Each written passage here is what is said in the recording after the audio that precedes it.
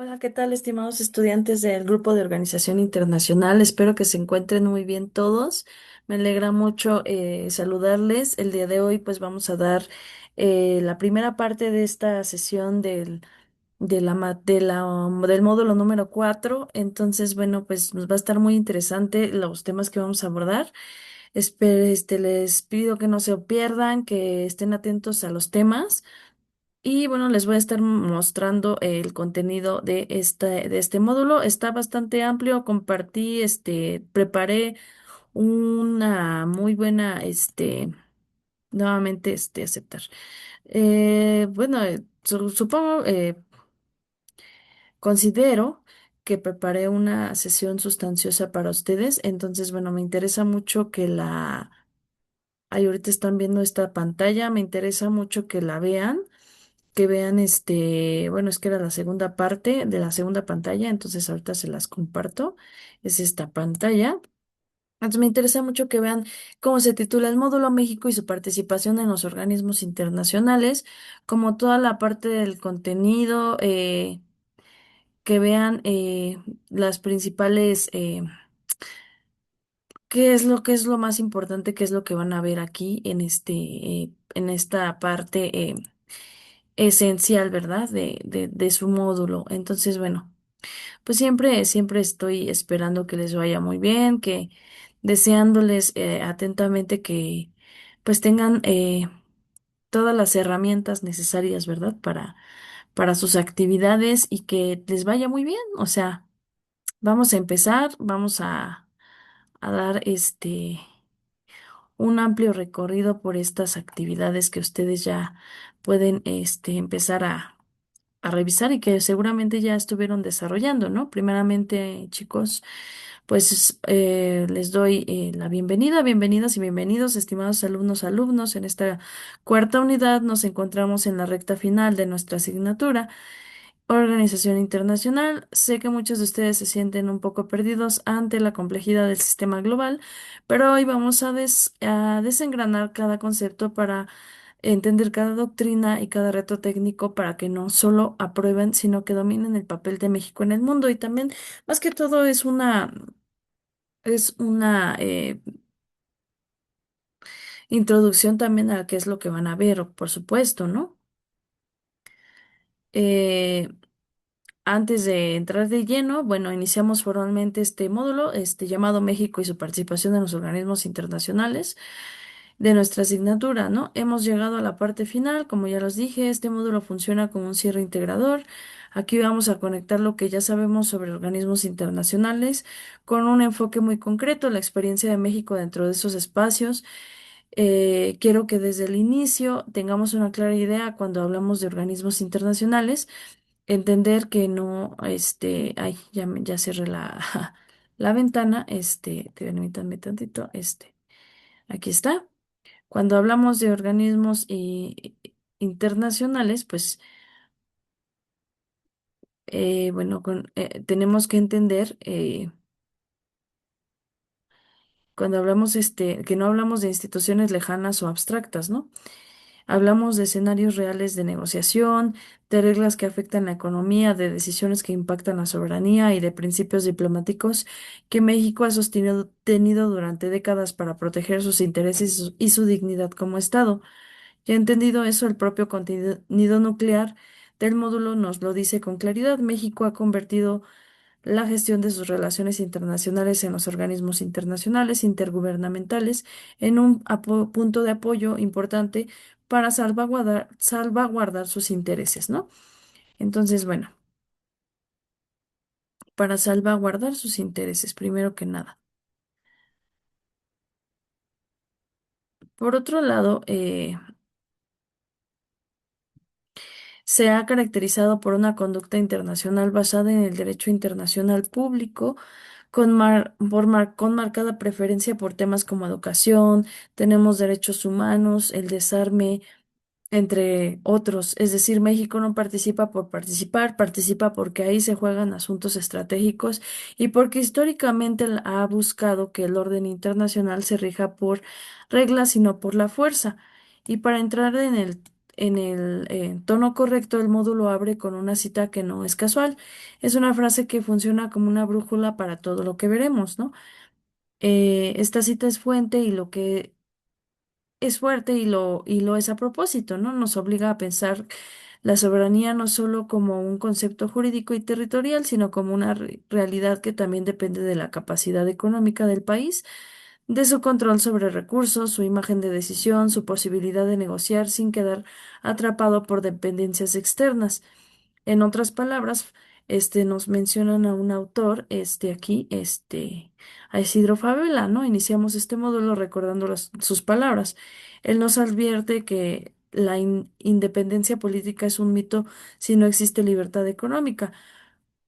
¿Cómo se relaciona esto con nuestro incidente crítico forestal? Es que si México no puede defender sus productos de madera en la Organización Mundial del Comercio, estamos permitiendo que el capital extranjero y las normativas externas dominen nuestras riquezas naturales sin defensa alguna, ¿no? Entendiendo esta parte, Fabela nos está diciendo que la independencia política puede volverse frágil si la independencia económica se pierde. Con esto en mente, el propósito del módulo es analizar la participación de México en organismos internacionales intergubernamentales, como ya lo veíamos en otras unidades, ¿no? A partir de la reflexión sobre sus aportaciones e intervenciones más relevantes para identificar patrones de acción de la política internacional mexicana. Dicho de manera sencilla, vamos a ver qué hace México, por qué lo hace, con qué principios y qué consecuencias tiene. Nuestro incidente crítico es el eje que amarra toda la problemática, ¿cierto? Vemos la parte de los productos forestales también, ¿no? Aquí, antes de entrar de lleno, vemos que la semana 5 de este curso, desarrollo visual del módulo, ¿no? Este es el desarrollo. Esta clase retoma el contenido nuclear para presentar el módulo 4 y abrir una explicación didáctica de los conceptos mínimos que ustedes necesitan antes de entrar a la Sociedad de Naciones de la ONU y otras organizaciones donde México ha actuado. Sección uno, el cronograma remarcado, introducción al contenido nuclear, política exterior mexicana. Este,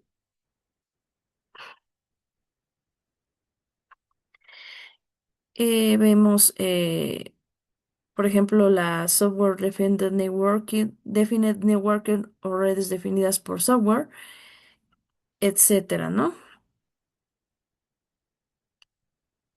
En realidad, que esto tiene varios significados, también significa Sociedad de las Naciones, la ONU y otras OIG, ¿no? Por ejemplo, podemos entender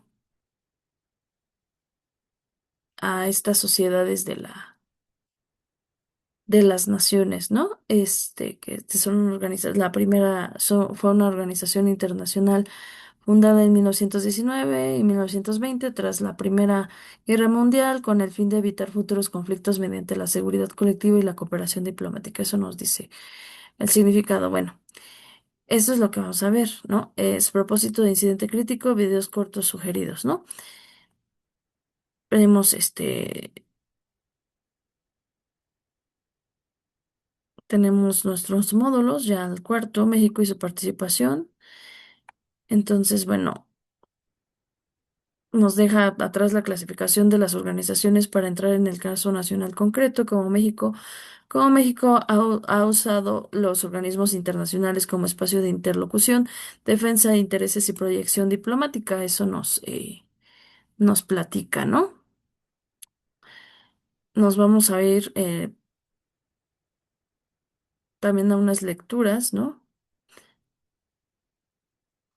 Por otro lado, bueno, aquí hay varios materiales sugeridos, ¿no? El eje de nuestro incidente crítico, por supuesto, nos tiene ahí,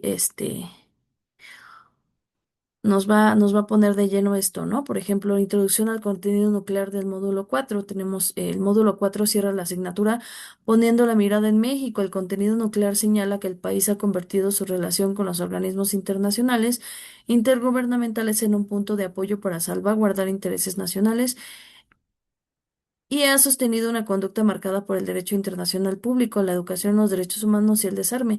La ruta del módulo inicia con los organismos de alcance general, Sociedad de Naciones y Organización de las Naciones Unidas, y después se abre recorrido por otras OIGs en temas seleccionados, ¿no? Vemos también el panorama, vamos a ver el panorama general del módulo 4 y su propósito, conceptos para entrar en el tema, ideas de la política exterior, puente histórico, y videos breves para reforzar la comprensión. Entonces, sí, México, aquí vamos a entender que México no participa en organismos internacionales solamente para estar presentes, sino para negociar, influir, defender principios y construir legitimidad dentro del sistema internacional. Uno de los propósitos más importantes, el propósito fundamental, es analizar la participación de México en las OIGs intergubernamentales a partir de sus aportaciones e intervenciones más relevantes, ¿no? Entonces, bueno, hay una pregunta aquí que nos preguntan,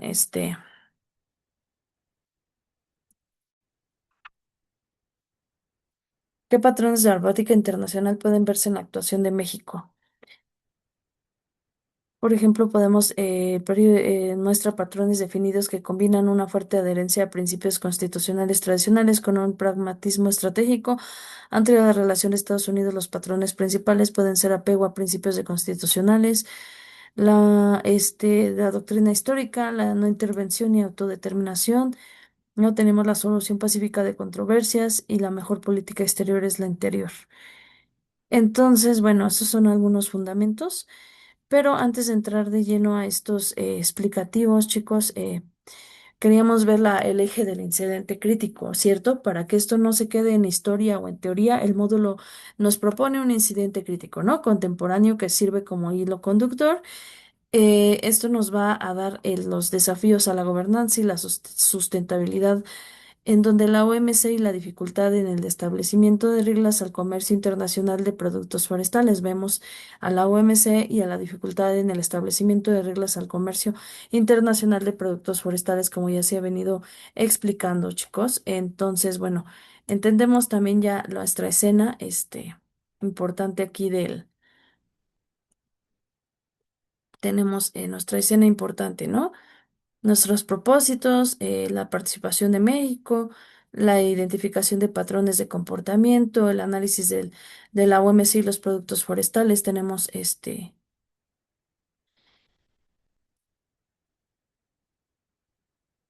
toda la parte de nuestros actores también son importantes, pero también es importante entender el enfoque, ¿no?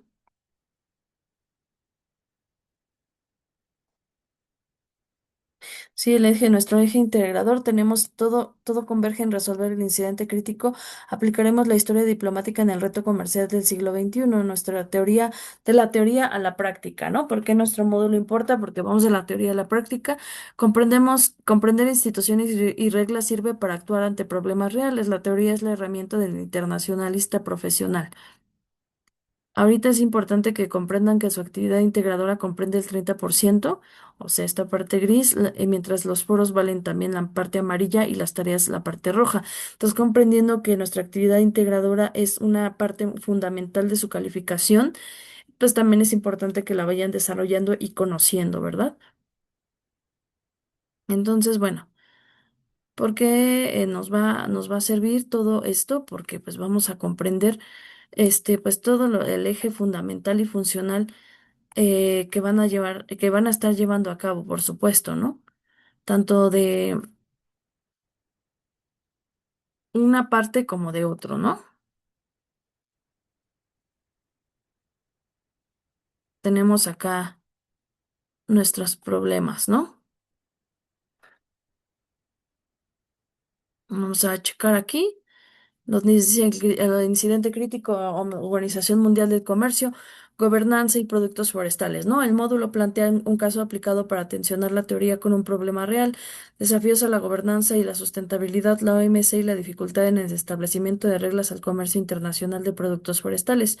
Aquí la discusión ya no gira solo en torno a México, sino a la viabilidad del multilateralismo cuando chocan comercio, ambiente, costos e intereses estatales, ¿no? La situación de partida, la directora general de la OMC busca defender el valor del comercio internacional y del sistema multilateral, pero se enfrenta a una organización con dificultades para construir acuerdos por consenso. Nudo del problema. Vemos el comercio de productos forestales genera preocupaciones ambientales. La certificación, trazabilidad y etiquetado pueden verse como barreras no arancelarias. Los productos, tenemos aquí,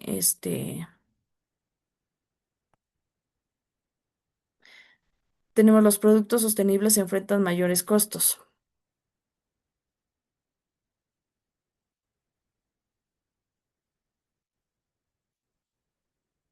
¿vale? Si no hay acuerdo, se debilita la OMC y gana el terreno de negociación bilateral, ¿no? Nos llaman la atención mucho la parte de la trazabilidad porque nos habla de la complejidad de la trazabilidad en el sector forestal.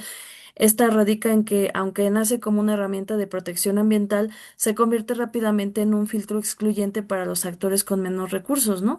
Veíamos los problemas específicos de trazabilidad y cómo se conectan con los puntos como barrera técnica, ¿no?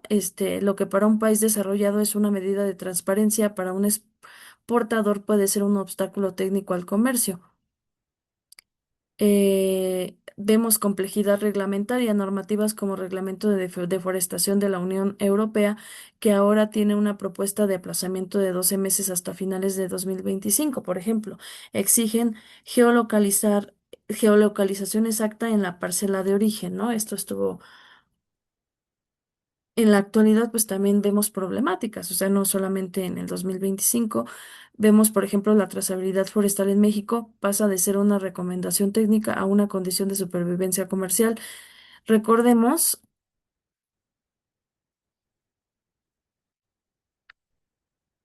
que la trazabilidad es la capacidad de rastrear el camino de un producto o servicio desde su origen hasta que llega a las manos del consumidor final, ¿no?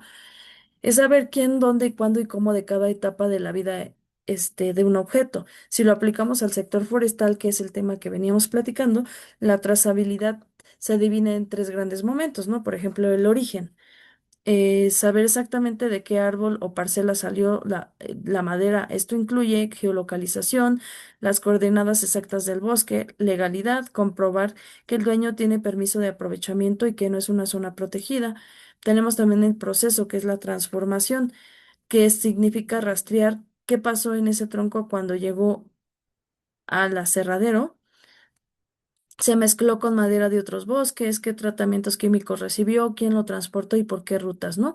El destino, tenemos seguir el producto hasta la tienda o el cliente, el etiquetado, un código QR o de barras que le dice al comprador, este mueble viene de un bosque sustentable de Durango en México, por ejemplo. Y la certificación, sellos con el Forest Stewardship Council, ¿no? Que garantizan FSC, ¿no? Que garantizan el proceso, si el proceso fue limpio. Y bueno, realmente sirve como garantía de calidad. Si un producto sale defectuoso, puedes saber exactamente de qué lote y fábrica ocurrió el error. Seguridad alimentaria y ambiental permite retirar productos peligrosos del mercado rápidamente o asegurar que no esté comprando algo que causó deforestación ilegal. Tenemos transparencia, le da confianza al consumidor y lo que dice la etiqueta es verdad, ¿no? La trazabilidad es como un pasaporte o la hoja de vida de un producto que demuestra que es legal y seguro. Entonces tenemos la problemática desde el punto principal que es el dilema, ¿no? Tenemos un dilema aquí,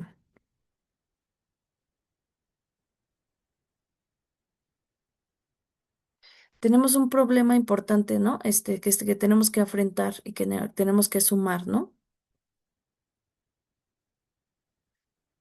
Entonces, veíamos la parte de los acuerdos, ¿no? Tenemos la preocupación ambientales contra las preocupaciones ambientales, perdón, las preocupaciones ambientales contra el comercio, ¿no? Vemos el problema de la tala ilegal, se camufla en el comercio legal, ¿no? ¿Por qué importa cuando la madera legal e ilegal se ven iguales? Los países importadores imponen reglas estrictas a todos. Esto castiga a los productores honestos que deben probar conscientemente que sus maderas no vienen de la deforestación de selvas tropicales o zonas protegidas. Tenemos la parte de la certificación y la trazabilidad como barreras invisibles. El problema es que se usan como proteccionismo verde, ¿no?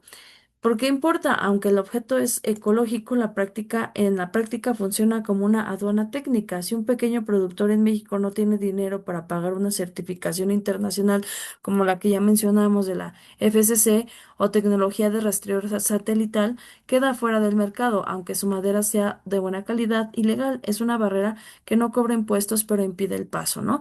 El alto costo de la sostenibilidad. Tenemos que el problema es que ser verde es mucho más caro que ser depredador. ¿Por qué importa? El productor sostenible paga salarios de ley, reforesta, usa equipo de seguridad y paga auditorías. El talador ilegal no tiene estos costos. Si el mercado, el comprador, no paga un sobreprecio por el sello de sostenibilidad, el productor responsable quiebra porque sus costos son demasiado altos para competir. En la parte de la debilidad de la OMC frente al bilateralismo, el problema, la falta de reglas globales estándar. ¿Por qué importa? Como la Organización Mundial del Comercio no ha logrado un acuerdo global sobre qué es madera sostenible, cada país o bloque como la Unión Europea con su reglamento en 2026 impone sus propias reglas. ¿No? La consecuencia, esto obliga a México a negociar uno a uno con potencias. En una negociación bilateral, el país más grande siempre impone sus condiciones dejando a los países en desarrollo sin un árbitro neutral que los defienda en exigencias ambientales exageradas. En conclusión, es un problema de desigualdad y costos. Se, se requiere salvar al mundo metaambiental, pero se está haciendo a través de mecanismos que solo las grandes empresas pueden pagar, excluyendo los pequeños y debilitando el orden legal internacional. Entonces, tenemos un problema importante, tenemos el análisis de los puntos aquí importantes, ¿no? Tenemos, por ejemplo, ya hablamos de la trazabilidad, ¿no? Vemos la preocupación ambiental a raíz del conflicto, ¿no? El comercio forestal es sospechoso por naturaleza ante la comunidad internacional debido a la tala ilegal y la pérdida de biodiversidad. Existe una asimetría de información, ¿no? Tenemos que no hay información equitativa, ¿no? El comprador por ejemplo, en Europa o Estados Unidos no sabe si la madera causó la destrucción de un hábitat en el Amazonas o en Durango, ¿no? El impacto político. Tenemos esto justifica que los países importadores dejen de ver al producto solo por su calidad y empiecen a juzgarlo por su proceso de producción. Esto rompe el principio tradicional de la Organización Mundial del Comercio, donde un producto es igual a otro independientemente de cómo se hizo, ¿no? Ya veíamos eso en la parte de las teorías que ya se analizaron. Vemos la certificación, trazabilidad y etiquetado, hablando de protección o proteccionismo, ¿no? Estos mecanismos como el sello la FCC o los códigos QR de origen se convierten en barreras no arancelarias, ¿no? BNA. El problema, bueno, se vuelve un muro burocrático, aunque el arancel impuesto sea 0%, si no tienes un certificado no entras, ¿no? Vemos también el impacto comercial. Países desarrollados suelen diseñar estos estándares según su propia tecnología. Para un exportador mexicano, cumplir con la geolocalización satelital que exige la Unión Europea en 2026 requiere inversiones que no todos pueden costear, por ejemplo, funcionando como un filtro que expulsa a los pequeños productores del mercado legal. Y bueno, nos hablan también de los mayores costos, ¿no? Mayores costos para productores sostenibles, la paradoja económica. Hacer las cosas bien sale caro y el mercado no siempre lo recompensa.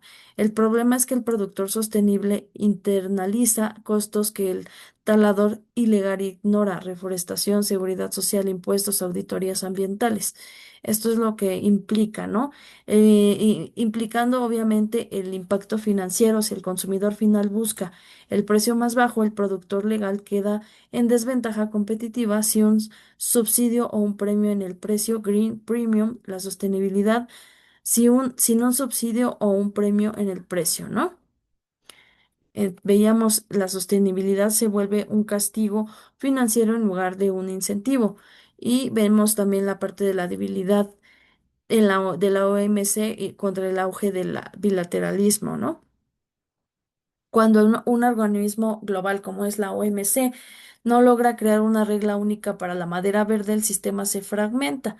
El problema es que la OMC está paralizada en temas ambientales complejos, ¿no? Ante este vacío, los países optan por acuerdos bilaterales, por ejemplo, México con la Unión Europea o el TEMEC El impacto sistémico es que en los acuerdos bilaterales el país con el mercado más grande, que es la potencia como Estados Unidos, impone sus reglas de trazabilidad. Se pierde el multilateralismo, perdón, chicos, y los países en desarrollo pierden fuerza de negociación, teniendo que aceptar estándares impuestos unilateralmente para no perder a sus clientes, ¿no? Entonces, vemos una problemática fuerte, entonces ya entendiendo esto, ¿no? Por ejemplo, veíamos que sin ese premio verde, el Green Premium o un apoyo gubernamental, la sostenibilidad se vuelve económicamente inviable para el productor. Aquí, nos explica, ¿no? Algunas de las consecuencias, algunas consecuencias que son evidentes, ¿no? Unas consecuencias que son por ejemplo, la pérdida de competitividad, ya veíamos el incentivo de informalidad, ¿no? Si el mercado no paga ese extra por el esfuerzo ambiental, muchos productores se ven tentados a abandonar las certificaciones y vender en mercados locales o informales donde no se exige trazabilidad, lo que aumenta la deforestación, ¿no? O en vez de hacer un bien, están haciendo pues algo que no, que es pronto contraproducente, ¿no? Vemos también que es la barrera de entrada financiera. Los pequeños productores y ejidos forestales en México son los más afectados, sin subsidios para cubrir el costo inicial de la tecnología, como GPS o software de rastreo, quedan excluidos de las cadenas de exportación hacia Estados Unidos, Europa. Tenemos también la falla del mercado. Se produce lo que los economistas llaman una externalidad negativa, ¿no? El beneficio ambiental de un bosque que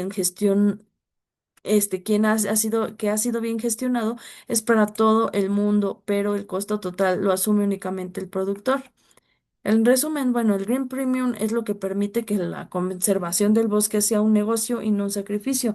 Sin él, la trazabilidad se percibe solo como una carga burocrática y no como una ventaja competitiva, ¿no? Obviamente,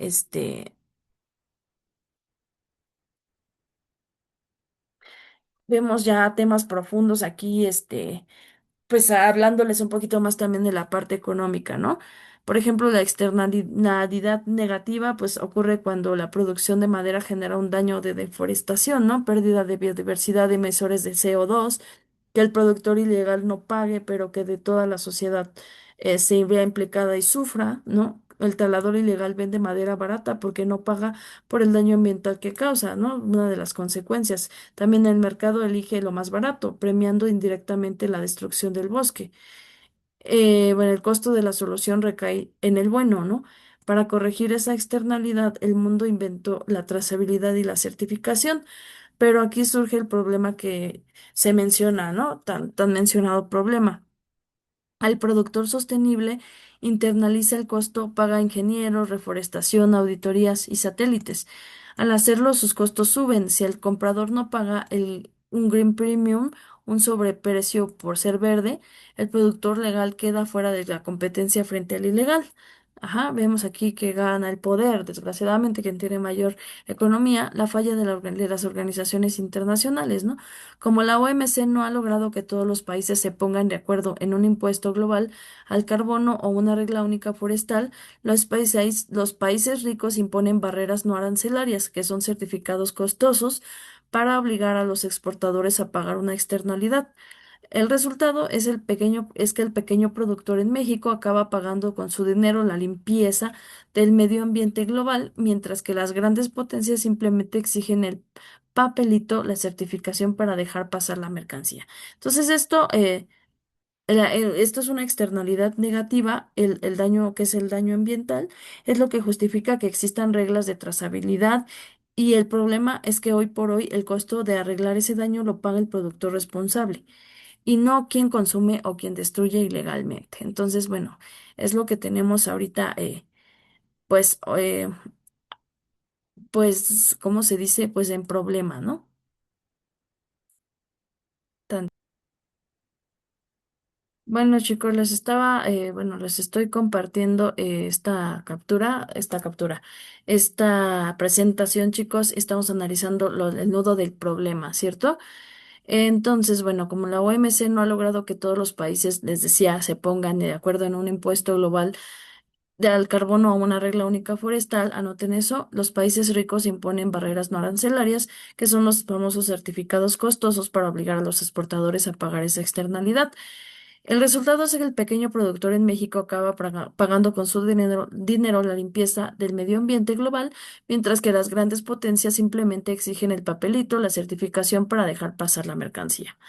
Entonces, bueno, vamos a ver, para que ustedes comprendan visualmente la problemática, vamos a recomendar que vean estos videos. Les voy a compartir ahorita con mucho gusto esto. Entonces, denme un momento y se los comparto en esta pantalla para que vean de qué estamos hablando, ¿verdad? Vamos a ver. Que estás utilizando es legal. ¿Sabes de dónde proviene la madera que estás utilizando? ¿Es legal o ilegal? La única forma de asegurarnos que nuestra madera sea legal es a través de la trazabilidad forestal. En este video te explicamos qué es, cuál es el fundamento legal, cómo nos ayuda a proteger nuestros bosques y selvas. Quédate hasta el final.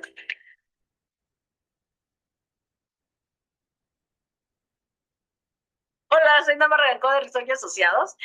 Y hoy vamos a hablar de la trazabilidad de la madera. La trazabilidad forestal es seguir el camino de la madera desde el bosque, desde el árbol en pie, hasta el destino final, ya sea una maderería, producción de muebles o hasta tu hogar. En México, el artículo 92 de la Ley General de Desarrollo Forestal Sustentable establece que la autoridad determinará los mecanismos y las formas para para garantizar la trazabilidad de la madera. Una de esas formas es que la ley exige que para el traslado de los productos forestales es necesario contar con cierta documentación para acreditar la legal procedencia. La ley exige que para cada carga de madera o el transporte de madera, para acreditar que ese producto sea lícito, es necesario contar con los documentos que acrediten la legal procedencia. Una de las medidas que ha utilizado es la utilización de códigos de identificación forestal. Esos códigos de identificación forestal son otorgados a los aserraderos, madererías, los centros de producción de muebles, carpinterías. El código de identificación forestal nos ayuda a identificar la procedencia del producto forestal. ¿Por qué es importante la trazabilidad forestal? Porque nos ayuda a combatir la tala ilegal, que es uno de los problemas que atacan más a los bosques y selvas en México. También porque se protege la biodiversidad, fomenta los programas de manejo, los aprovechamientos sustentables y porque nos permite tomar decisiones responsables como consumidores. La Ley General de Desarrollo Forestal Sustentable, en su artículo 99, establece que toda persona que transforma, almacena, comercializa, debe acreditar la legal procedencia y determina los documentos que se deben utilizar para eso, que son remisiones, reembarques forestales, facturas fiscales con código de identificación forestal y los pedimentos cuando hablamos de importaciones. No cumplir con estos requisitos es un delito y puede traerte multas y sanciones penales. ¿Cómo podemos ayudar? Siempre pide una factura fiscal y verifica que contenga el código de identificación forestal. Si eres una maderería, cafetería, tarimera, centro de producción de muebles, todos los que integran los centros no integrados, verifica que tus proveedores, los aserraderos, cuenten con código de identificación forestal, que te entreguen tu reembarque forestal debidamente llenado y los aserraderos deben de traer su procedencia del bosque que tenga un programa de manejo, una autorización de Semarnat y que cada vez que reciban madera les entregue una revisión forestal. La trazabilidad no es solo un requisito, es una herramienta que nos ayuda a proteger nuestros bosques y selvas. Y ahora vamos a ver otro video que se llama ¿Cómo funciona la trazabilidad? ¿Vale? En 2019, el Perú cuenta con una Ah. norma que permite el seguimiento de la madera desde su aprovechamiento en el bosque hasta su comercialización en el mercado. La norma llamada Trazabilidad de los Recursos Forestales Maderables, emitida por CERFOR, permite establecer una relación entre los productos que llegan a nuestras manos y las áreas de donde ha sido aprovechada la madera con la que se han elaborado, y verificar si es madera de origen legal. Para entender cómo funciona el sistema de trazabilidad, es importante conocer primero cuáles son las 7 etapas de la cadena productiva de la madera. La primera etapa es la planificación. A través de un plan de manejo se ubican por coordenadas los árboles que serán aprovechados en el bosque. Se les asigna un código y se identifica la especie a la que pertenece. La segunda etapa es el aprovechamiento forestal. Se talan solo los árboles aprovechables identificados previamente y se convierten en trozas, con el mismo código del árbol del que provienen. La tercera etapa es el transporte primario. Se trasladan las trozas desde las áreas de extracción hasta la industria de transformación primaria de la madera. La cuarta etapa es la transformación primaria. Consiste en convertir las trozas de madera en lotes de madera aserrada. La quinta etapa es el transporte secundario, en donde se movilizan estos lotes de madera aserrada a centros de transformación secundaria o para su comercio interno o externo. La sexta etapa es la transformación secundaria. Aquí la madera aserrada se convierte en un producto acabado. Y finalmente, en la comercialización. Estos productos son distribuidos a los mercados interno y externo. Esto puede ocurrir en cualquier etapa de la cadena productiva. Ahora bien, ¿cómo se aplica la trazabilidad? En el aprovechamiento. Se aplica la trazabilidad relacionando el código de cada troza con el código de un árbol aprovechable. Es decir, se podrá conocer de qué árbol procede la madera que sale del bosque. Esta información es muy precisa, ya que mediante el uso de un GPS se toman las coordenadas de la ubicación de los árboles en pie. En la transformación primaria. La trazabilidad permite asociar cada lote de madera aserrada con un determinado lote de trozas, pudiéndose determinar el título habilitante o área de bosque de donde se aprovechó la madera. Y en la transformación secundaria. Se aplica la trazabilidad para relacionar los productos hechos de madera con los lotes de madera aserrada, procedentes del centro de transformación primaria. Es decir, finalmente, con la trazabilidad se podrá corroborar si el producto forestal maderable tiene origen legal. En nuestro país hay más de 17 millones de hectáreas. Miren, si bien este ejemplo es de Perú, detalla paso a paso las 7 fases de la cadena productiva, que es el aprovechamiento, el transporte, la transformación y la venta. Esto nos muestra el uso de la tecnología como el GPS y el código de rastreo. Al igual en el video anterior, vimos la parte de la red forestal y bueno, explica cómo se rastrea la madera desde el árbol en el bosque hasta el consumidor final, esto para combatir la tala ilegal. Pero vemos pues también la problemática, ¿no? A fondo. Entonces, es importante conocer la problemática que se suscita, ¿no? Y por eso les pongo material visual y bueno, les comparto Pero este. no sabes ni cuánto ni en qué invertir. Te presentamos Evobike, la marca líder.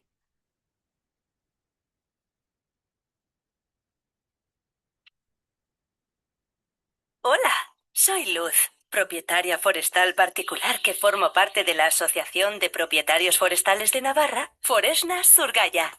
Recordad que todo el terreno forestal es propiedad de alguien. Como propietaria forestal, soy responsable de que mi terreno se gestione de forma sostenible. La gestión forestal sostenible es la forma responsable de tratar los bosques, con la que se consigue su continuidad al tiempo que se aprovechan sus productos y servicios, teniendo siempre en cuenta la diversidad de animales y plantas y su conservación. Mediante la gestión sostenible, conseguimos que los bosques crezcan sanos y vigorosos, absorban más CO2, generen más empleo y den beneficios a sus propietarios y propietarias y al resto de la sociedad. Entre las principales actuaciones de la gestión forestal sostenible encontramos regeneración de los bosques, con lo que conseguimos rejuvenecer el bosque y recuperar la cubierta vegetal. Mantenemos protegidos el suelo y la calidad del agua, se aumenta la captura de CO2 atmosférico y aseguramos la disponibilidad de recursos renovables para el futuro. Aprovechamientos forestales en los que cortamos árboles adultos que han llegado a su madurez y por tanto absorben menos CO2 y son más susceptibles a plagas y enfermedades. También cortamos árboles para dejar espacio libre para que los que quedan puedan crecer mejor o para que nazcan nuevos ejemplares. Como resultado de los aprovechamientos forestales, conseguimos recursos renovables que sustituyen a materiales no renovables y combustibles con mayor huella de carbono. Un dato muy importante. La madera extraída en los aprovechamientos nunca es mayor que el crecimiento natural de los bosques. La gestión forestal ayuda en la prevención de incendios. Eliminamos árboles y matorral de forma selectiva, con lo que reducimos el combustible vegetal y creamos discontinuidad vertical y horizontal. De esta manera se reduce la intensidad de los incendios y se crean oportunidades para su extinción. La ganadería extensiva es el complemento perfecto para estas actuaciones preventivas. Con esta gestión promovemos una economía sostenible que llamamos bioeconomía forestal. Los productos y servicios que proporcionan los bosques se llaman servicios ecosistémicos y tienen la ventaja de ser naturales y renovables. Los servicios de abastecimiento son los bienes y materias primas que ofrece el ecosistema forestal. Madera, biotextiles, biocombustibles, bioplásticos, hongos y frutos, entre otros. Los servicios de regulación ayudan a reducir ciertos impactos locales y globales. Mejora de la calidad del agua, del suelo y de la atmósfera. Y los servicios socioculturales están relacionados con el ocio y el tiempo libre. No lo olvidéis, un uso respetuoso y cívico del entorno natural es responsabilidad de todos y de todas. Entonces, bueno, este video que ya les agilicé un poquito el tiempo porque se nos va muy rápido, nos muestra el valor de los productos forestales bien gestionados y bueno, como vemos, estos van a contribuir a la bioeconomía forestal, ayudando a entender el concepto del famoso premio verde, ¿verdad? Entonces vamos a ver otro video que se llama certificación de manejo forestal, que es el que yo les estaba mencionando. Vamos a ver de qué se trata en este video, ¿no? If you understand English but can't speak, this is for you. Los bosques son fuentes abundantes de vida y la clave de un futuro climático positivo, pero se encuentran amenazados. Un esfuerzo colectivo para manejar los bosques del mundo de forma responsable puede ayudarlos a mantenerse saludables y resilientes. La certificación de manejo forestal FSC cuenta con los requisitos más estrictos del mundo en materia de silvicultura sostenible, cerciorándose que los bosques contribuyen al bienestar de las personas, las plantas y los animales que dependen de ellos. Para obtener la certificación FSC, un administrador forestal debe cumplir con los principios de manejo forestal FSC, demostrando que sus bosques son respetuosos con el medio ambiente, las especies son monitoreadas y protegidas, se previenen la deforestación y la degradación, se conserva la biodiversidad y se mantienen, conservan y o restauran los servicios del ecosistema, incluyendo el almacenamiento de carbono para mitigar el cambio climático. Socialmente beneficiosos. Los derechos humanos son una prioridad de los bosques con certificación FSC y los estándares aseguran la protección de los derechos de los trabajadores y de los pueblos indígenas. La certificación FSC requiere que los administradores forestales y las empresas respeten los derechos de los trabajadores de acuerdo con lo estipulado por la Organización Internacional del Trabajo. Y económicamente prósperos. Las operaciones forestales se administran para que sean rentables, sin que ello se haga a expensas del ecosistema y las comunidades forestales. Además de estos principios globales, los bosques certificados de acuerdo con el estándar FSC deben cumplir más de 70 criterios específicos para un manejo forestal responsable. Dado que cada bosque es único, el FSC también apoya a los países y regiones para que creen estándares localmente adaptados, y junto con las auditorías y verificaciones forestales independientes del FSC, el sistema se encuentra entre los más fiables del mundo. Solo cuando un bosque cumple todos estos requisitos puede obtener la certificación de manejo forestal FSC, exhibiendo la marca más reconocida de silvicultura sostenible y uniéndose a la red de cadena de suministro forestal certificada más extensa del mundo. Al elegir FSC, ayudas a la protección de los bosques del mundo. Más información sobre manejo forestal en fsc.org/es. Entonces, bueno, aquí nos explican qué es el sello FSC y por qué los productores, bueno, ahí entendemos por qué los productores deben cumplir con el requisito tan estricto para este tipo de requisitos para ser considerados sostenibles, abordando aquí la parte de los altos estándares y beneficios sociales. Entonces, ya comprendiendo un poquito más entrando en materia de lo que vamos a ver, ya entendemos la parte del incidente, de nuestro incidente crítico, ¿cierto? Entonces, con esta situación de nuestro incidente crítico, le vamos a ver que el eje, que es el eje importante, que el eje que amarra todo el incidente crítico, ya lo estamos revisando, ¿no? Principalmente es uno de los principales, la problemática, ¿no? Principalmente la problemática que estamos abordando en este sentido, ¿no? Veíamos acá arriba nuestro eje integrador, ¿no? Vamos a resolver el incidente crítico. Entonces, aplicaremos la historia de la diplomacia en el reto comercial del siglo XXI, ¿no? Para que esto no se quede en historia o teoría, este módulo nos va a proponer un incidente crítico contemporáneo que sirve como hilo conductor. Bueno, no solamente este módulo, sino en el transcurso de todos los módulos ya lo vimos, ¿no? Vemos los desafíos a la gobernanza y la sustentabilidad Eh, por otro lado, bueno, esto que nos está diciendo, nos va a explicar el por qué, ¿no? ¿Qué es la gobernanza, ¿no? Habíamos visto ya anteriormente la gobernanza, pero vamos a pensar qué significa, ¿no? Aquí nos dice relaciones políticas entre actores para decidir, ejecutar y evaluar asuntos públicos, ¿no? Y de la dinámica horizontal, muchos actores deciden cooperación y competencia coexisten fuera de la jerarquía estatal y tradicional. Entonces, la gobernanza son relaciones políticas entre actores para decidir, ejecutar y evaluar asuntos públicos. Pero, ¿qué es, no? No es solo gobierno, sino la forma en que los gobiernos, empresas, sociedad civil se ponen de acuerdo para tomar decisiones, ¿no? Ya entendiendo eso, vamos a entender el desafío. En el sector forestal, la gobernanza falla cuando las leyes son confusas. Hay corrupción, lo que es la tala ilegal, o cuando los países no se ponen de acuerdo en las organizaciones, en la Organización Mundial del Comercio. Si no hay una autoridad que todos respeten, gana más el fuerte o el que hace trampa. Y en la parte de la sustentabilidad, ¿no? Sí que es la sustentabilidad, se refiere al equilibrio entre tres pilares, económico, medioambiental y sociedad. Y un proyecto es sustentable solo si genera dinero, protege el bosque y respeta a las personas. Es muy difícil mantener el equilibrio. Por ejemplo, si hay un enfoque solamente en la parte ambiental, como es exigir trazabilidad externa, dañas la economía de los pequeños productores. Si te enfocas solo en el dinero, destruyes el bosque. Entonces hay que tener un punto medio. Uno de los desafíos más importantes tenemos la fragmentación, el desafío de la gobernanza, ¿no? Como no hay un acuerdo global único, cada país inventa sus reglas. Esto crea un caos de certificaciones donde el productor no sabe a quién hacerle caso y la OMC pierde fuerza frente a los acuerdos bilaterales. Y vemos también otro desafío que es la brecha de implementación, que es el desafío de la sustentabilidad. Se escriben leyes verdes muy bonitas en papel, pero en la realidad del bosque no hay internet para la trazabilidad, ¿no? No hay dinero para los sellos o no hay vigilancia para el crimen organizado. La sustentabilidad se queda en el discurso. Y también tenemos la inequidad de costos.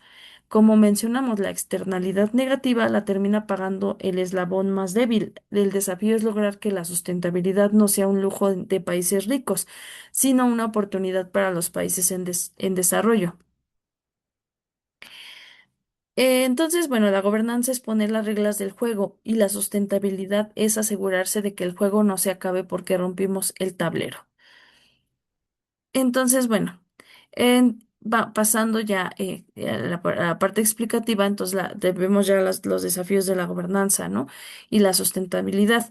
Entonces, la Organización Mundial del Comercio y la dificultad en el establecimiento de reglas al comercio internacional de productos forestales. Esa es la problemática.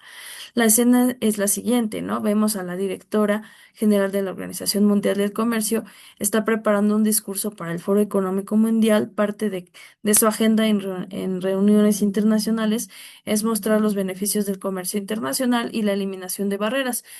¿Cuál es el objetivo? Que más países se incorporen a la OMC.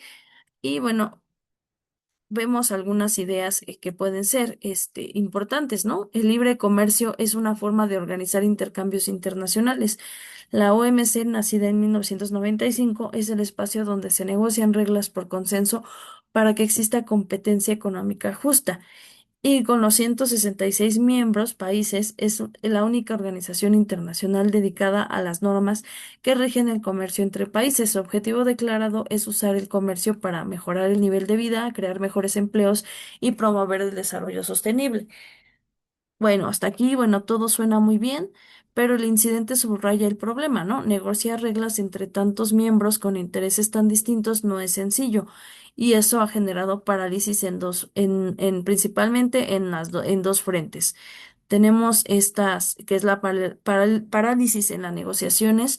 Cuesta avanzar en nuestras reglas multilaterales, esa es una de las partes importantes, y la parálisis en la resolución de controversias, porque el órgano de apelación dejó de funcionar debido a la negativa de Estados Unidos a nombrar nuevos jueces, lo que genera incertidumbre sobre el cumplimiento de las leyes ya negociadas. Y bueno, cuando no se logran acuerdos multilaterales satisfactorios, crece la tendencia a negociaciones bilaterales, lo cual resta el valor a las OMCs como sistema multilateral, y entonces aparece el tema específico que nos interesa, productos forestales, los que se obtienen de los bosques. la directora quiere poner especial atención ahí, porque además de la parálisis general hay problemas particulares, ¿no? Ya vimos la parálisis de negociaciones, vimos la parálisis de la resolución de controversias. Vemos existe preocupación por los efectos negativos del comercio sobre los bosques, hay gran variedad de legislaciones nacionales sobre gestión sustentable y el debate se centra en el riesgo de pérdida de bosques por actividades mal planificadas o sobreexplotación con impactos en la biodiversidad, suelos y cambio climático. La gestión sustentable de bosques se presenta como mecanismo para mitigar y crear riqueza protegiendo el ambiente, pero regular el comercio forestal tiene dificultades muy concretas, ¿no? Alinear legislaciones locales, con acuerdos ambientales multilaterales y con normas obligatorias que implican obligaciones comerciales de la Organización Mundial del Comercio. También tenemos la parte de la certificación y el etiquetado para garantizar la trazabilidad, que ya vimos, el origen verificable puede verse como una barrera no arancelaria. También vemos la competitividad. Eso ya lo vimos, ¿no? La competitividad, perdón, puede verse afectada porque producir sustentablemente cuesta más. Si gobiernos sienten que cuidar el ambiente perjudica sus intereses, pueden abandonar negociaciones, lo cual sería al revés un revés para la OMC y para la lucha climática. Entonces, bueno, es un panorama pues difícil, ¿no? En este sentido, pues vemos que es un panorama donde la directora ve que la viabilidad de la organización puede estar comprometida por prácticas contrarias a la negociación multilateral y plantea que avanzar en regulación de mercados forestales podría ser un mensaje poderoso para aumentar el valor de la OMC, ¿no? Entonces, esta última propuesta, que es regulación de mercados forestales, podría ser un mensaje poderoso, ¿no? Entonces,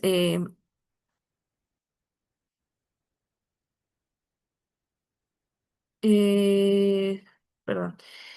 Entonces, bueno, es un escenario de vida real, ¿no? Para entenderlo. Entonces tenemos el dilema de la OMC en el contexto político. Bueno, en este sentido, el comercio, entra también el comercio como solución al cambio climático. Tenemos un contexto importante que es la solución, ¿no? Para la directora, el mensaje central, es que la regulación no debe ser un muro, sino un puente. Su desafío es convencer al mundo de que es posible tener un comercio forestal vigoroso sin sacrificar los bosques, mediante una reorganización de las reglas globales, que es lo que ustedes van a intentar o van a hacer, no intentar, van a proponer. Entonces, este por ejemplo, vemos la regulación de filtro como filtro a un estándar global. Vemos la parte de que la directora plantea que el problema no es la regulación, sino su fragmentación. Eh, la directora insta a los miembros a reformar la OMC para las normas ambientales como el Reglamento de Deforestación de la Unión Europea, que sean compatibles con las reglas comerciales. En la parte de la trazabilidad justa, propone que la tecnología de rastreo, que es la geolocalización, sea accesible. Si solo las empresas ricas pueden cumplirla, la regulación se vuelve una barrera no arancelaria. El mensaje es trazabilidad para todos, no solo para los que puedan pagarla. Comercio verde e inclusivo, ¿no? En el discurso para el Foro Económico Mundial ya veíamos la conferencia, que hay varias conferencias, entre ellas hay una conferencia actual, que se basa en tres pilares, ¿no? No al proteccionismo disfrazado, vemos el costo de la inacción y el multilateralismo o el caos. Qué nos habla cada uno, ¿no? No al proteccionismo disfrazado. Este nos advierte que usar la bandera del medio ambiente para bloquear productos de países en desarrollo es peligroso. El comercio debe seguir siendo previsible y estable. Vemos el costo de la inacción. Argumenta, por ejemplo, que el costo de no regular perderle los bosques es mucho más alto que el costo de invertir en trazabilidad, por supuesto, ¿no? Porque perdemos bosques. Y el multilateralismo o caos, si los países abandonan la OMC para negociar solo de forma bilateral, se crean islas comerciales que debilitan la lucha climática global. Entonces, Eh,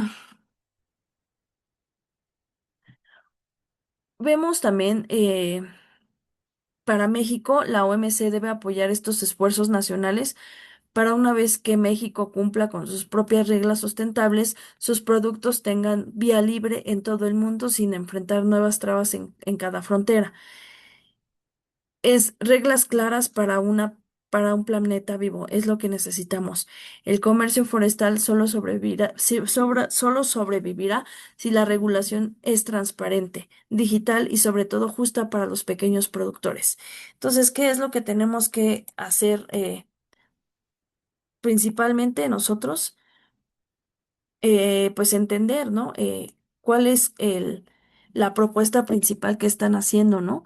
Avanzar en la regulación de mercados forestales. ¿Y cómo lo podemos hacer? O sea, cómo ustedes, como alumnos, lo pueden implementar, ¿no? Entonces, si logran regular, por ejemplo, demostrarán que la organización aún es útil para el siglo XXI, ¿no? ¿Cómo podemos aterrizar esa idea, ¿no? Entonces vamos a ver, por ejemplo, lo que un video que se llama Trade and Climate Change sobre la OMC, ¿no? O vamos a ver la trazabilidad digital, el fin de las barreras, que igual seguimos viendo esto con un ojo importante del acceso a los más pequeños, ¿no? Entonces, vamos a entender un poquito de la trazabilidad sin barreras. Autopista no. Mm,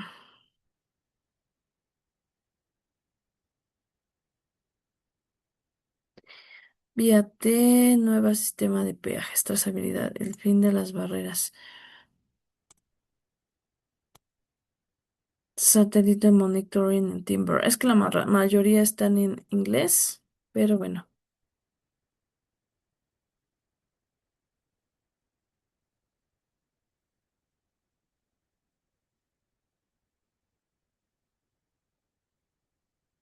How to articulate thoughts into what it takes is NCO aporta datos satelitales de alta calidad a la comunidad investigadora del Reino Unido. Hacemos muchas cosas aquí en la observación de la Tierra, pero en particular somos muy buenos derivando conjuntos de datos realmente importantes sobre la Tierra, explorándola, por así decirlo, y buscando cambios, en particular cambios a largo plazo, ya sea del clima, las actividades humanas, la agricultura, lo que sea, lo hacemos. Durante 20 o 25 años, he trabajado para intentar comprender el ciclo del carbono de la Tierra, en particular, la parte terrestre del ciclo del carbono. El cambio climático está siendo impulsado por el dióxido de carbono en la atmósfera. Por lo tanto, estamos realmente interesados en lo que está sucediendo en lo que respecta a la liberación de dióxido de carbono en la atmósfera y la eliminación de dióxido de carbono de ella. Como parte de ese esfuerzo, concebimos la idea del satélite de biomasa, que se dedica a medir la estructura, la biomasa y la altura de los bosques, así como algunas otras cosas, y al obtener esa información, podemos ayudar a comprender mejor el papel que desempeñan los bosques en el ciclo global del carbono.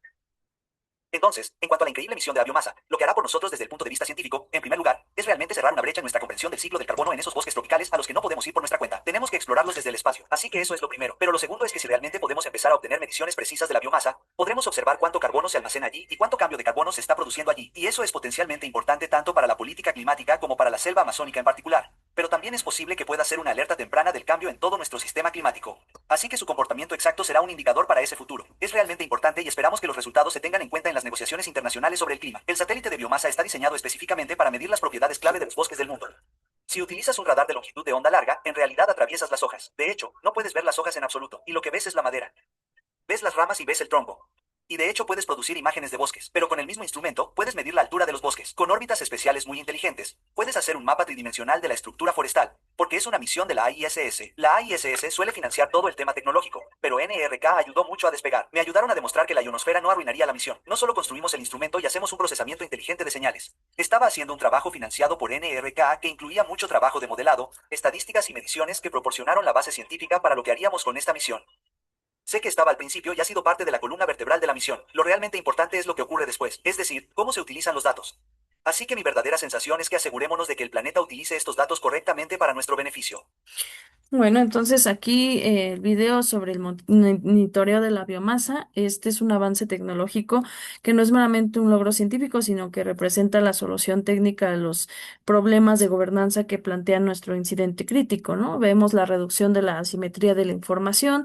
Con esto, la parálisis en las negociaciones de la OMC surge por la falta de confianza entre naciones, ¿no? Al utilizar satélites que miden la densidad de biomas, la trazabilidad deja de ser una declaración subjetiva de un gobierno y se convierte en un dato empírico y verificado, ¿no?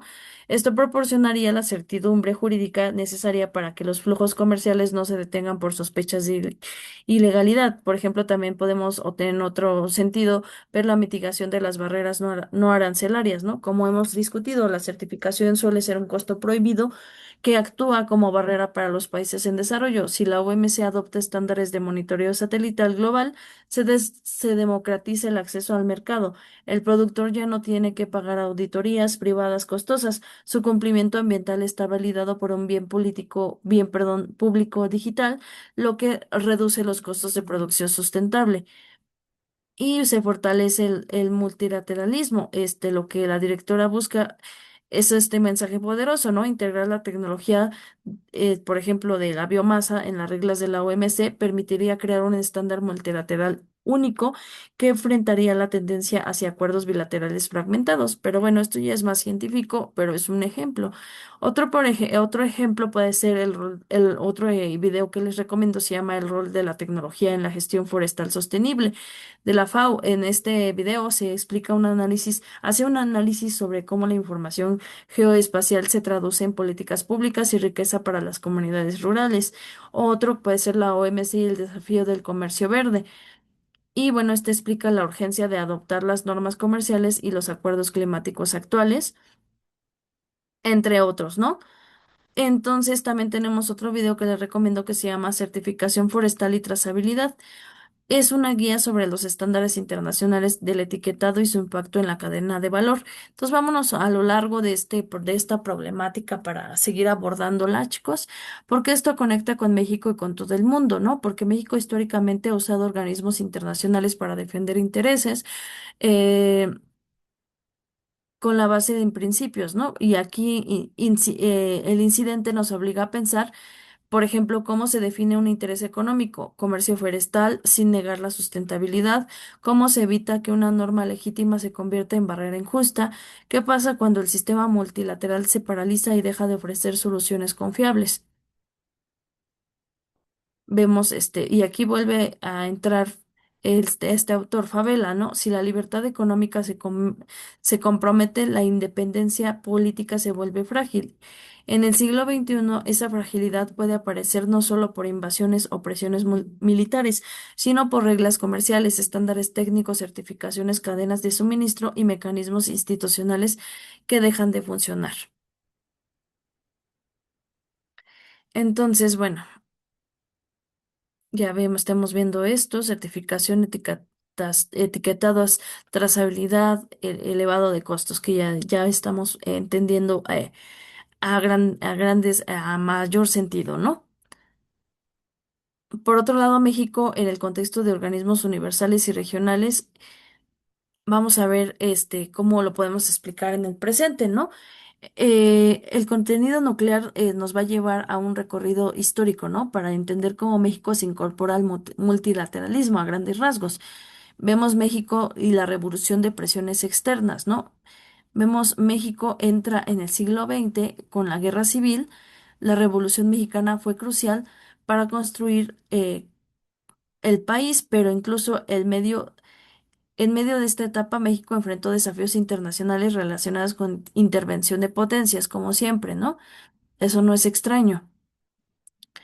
Y por otro lado, tenemos México se declaró neutral en la Primera Guerra Mundial, pero enfrentó el telegrama Zimmermann, una nota diplomática alemana que buscaba proponer a Carranza una alianza militar y ayuda financiera para recuperar territorios perdidos como Texas, Nuevo México, Arizona. La nota fue interceptada y conocida por el presidente estadounidense, y este episodio muestra el tipo de presiones y maniobras internacionales que rodeaban a México. Tras estabilizarse en los años 20, México pudo incorporarse con mayor estabilidad a la política internacional multilateral, ¿no? Esto es un poquito de historia, ¿no? El por qué México entra en el contexto de los organismos internacionales, este, y cómo estamos, vamos a entender o atender la parte más importante, ¿no? Entonces tenemos, vemos aquí, por ejemplo, algunas cosas,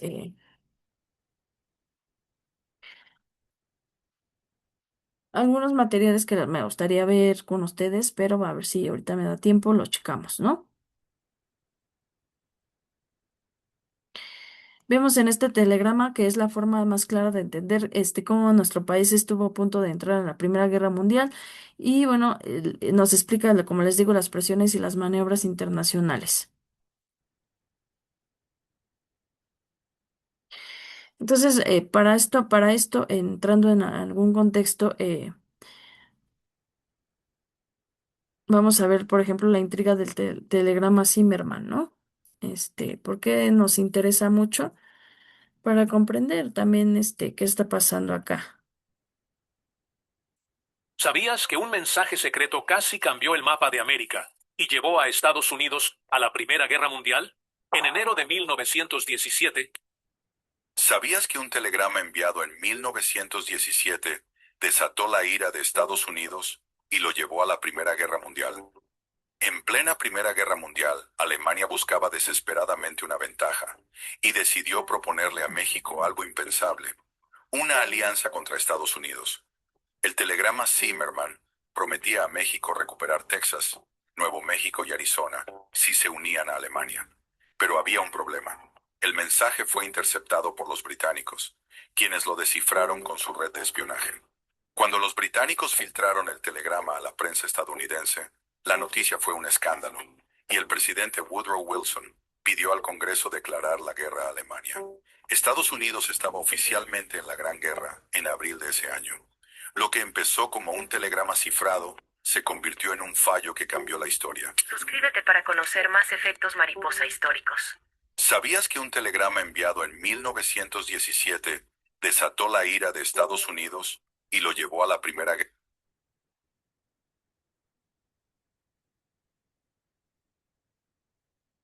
En 1917, Alemania envió un mensaje secreto a México. Si nuestro país se unía a ellos en la Primera Guerra Mundial, recuperaríamos Texas, Nuevo México y Arizona. El famoso telegrama Zimmerman fue interceptado por los británicos y revelado a Estados Unidos. Washington lo utilizó como argumento para entrar en la guerra. México, gobernado por Venustiano Carranza, rechazó la propuesta, consciente de que un conflicto directo con Estados Unidos sería devastador. Este episodio, poco difundido en la educación oficial, muestra cómo México fue pieza clave en el tablero internacional. No solo eran vecinos incómodos de Estados Unidos, sino también una nación cuyo apoyo podía cambiar el equilibrio mundial. Una carta secreta casi convirtió a México en protagonista de la historia global. Te invito a ver el video completo en mi canal. Entonces tenemos mucho contexto histórico, chicos, pero esto explica la forma en cómo México estuvo en medio de un juego de espías, ¿no? Vemos cómo cómo ya predominaban desde antes las presiones externas y bueno, pues es lo que ahorita ya estamos viendo a grandes rasgos, ¿no? Vemos también la parte de la Revolución Mexicana en el mundo, ¿no? No crean que la revolución fue solo interna, las potencias nos vigilaban de cerca porque tenían dinero invertido aquí. La política exterior de la Revolución Mexicana, también podemos ver este otro video y podemos entender un poquito también en el contexto de qué es lo que está pasando, ¿no? De Revolución Cubana, no.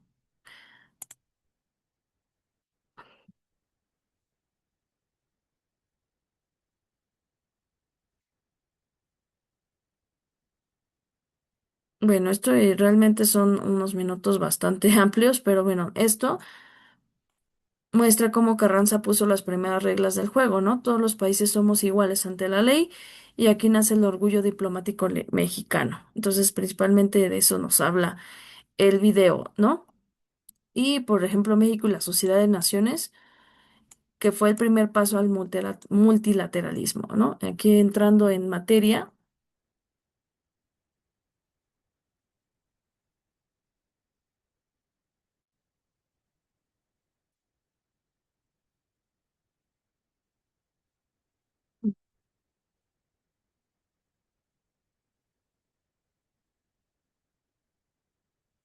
que son videos de varios minutos, entonces, bueno,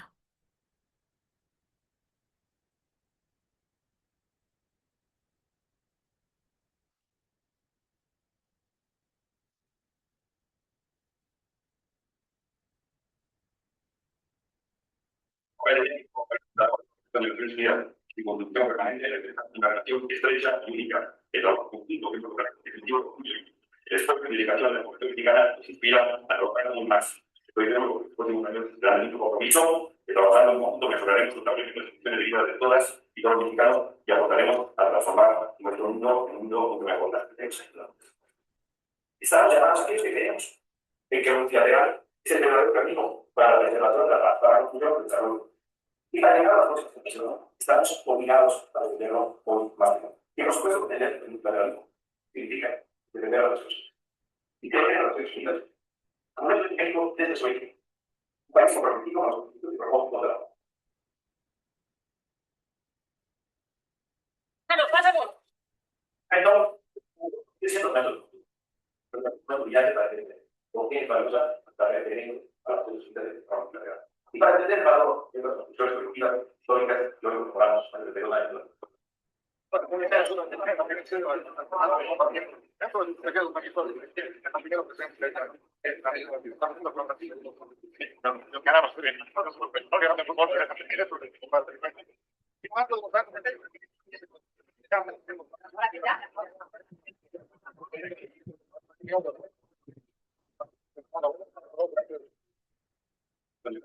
pues ya vimos esta parte de la sociedad, ¿no? Y aquí ya entramos en las sociedades de naciones, ¿no? El primer gran escenario universal.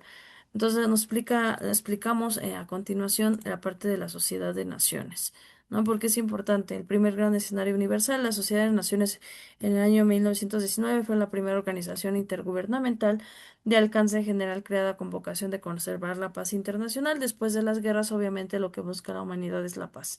México no fue incluido inicialmente por circunstancias internas, pero también influyó en en la actitud antiestadounidense del gobierno de Carranza y aquí aparece uno de nuestros conceptos claves, ¿no? Por ejemplo, que es una doctrina, ¿no?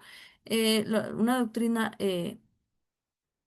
es un pronunciamiento de un personaje importante que por su claridad e importancia se toma después como criterio de actuación para gobiernos posteriores.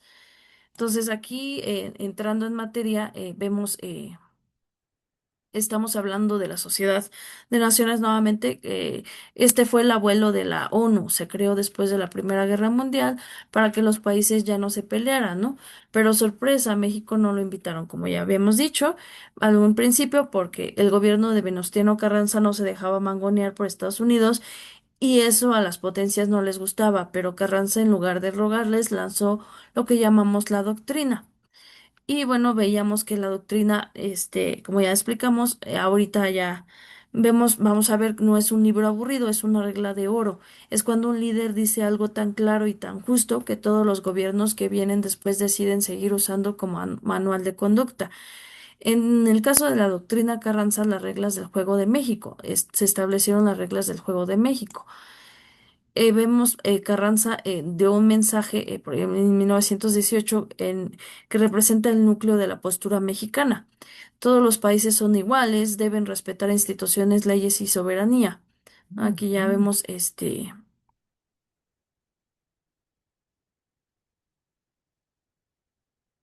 ahorita vemos estos videos, chicos, pero lo que me interesa, organismos de comercio internacional también.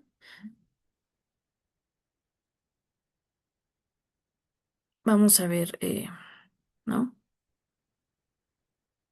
La Sociedad de las Naciones, los derechos humanos y las doctrinas, ¿no?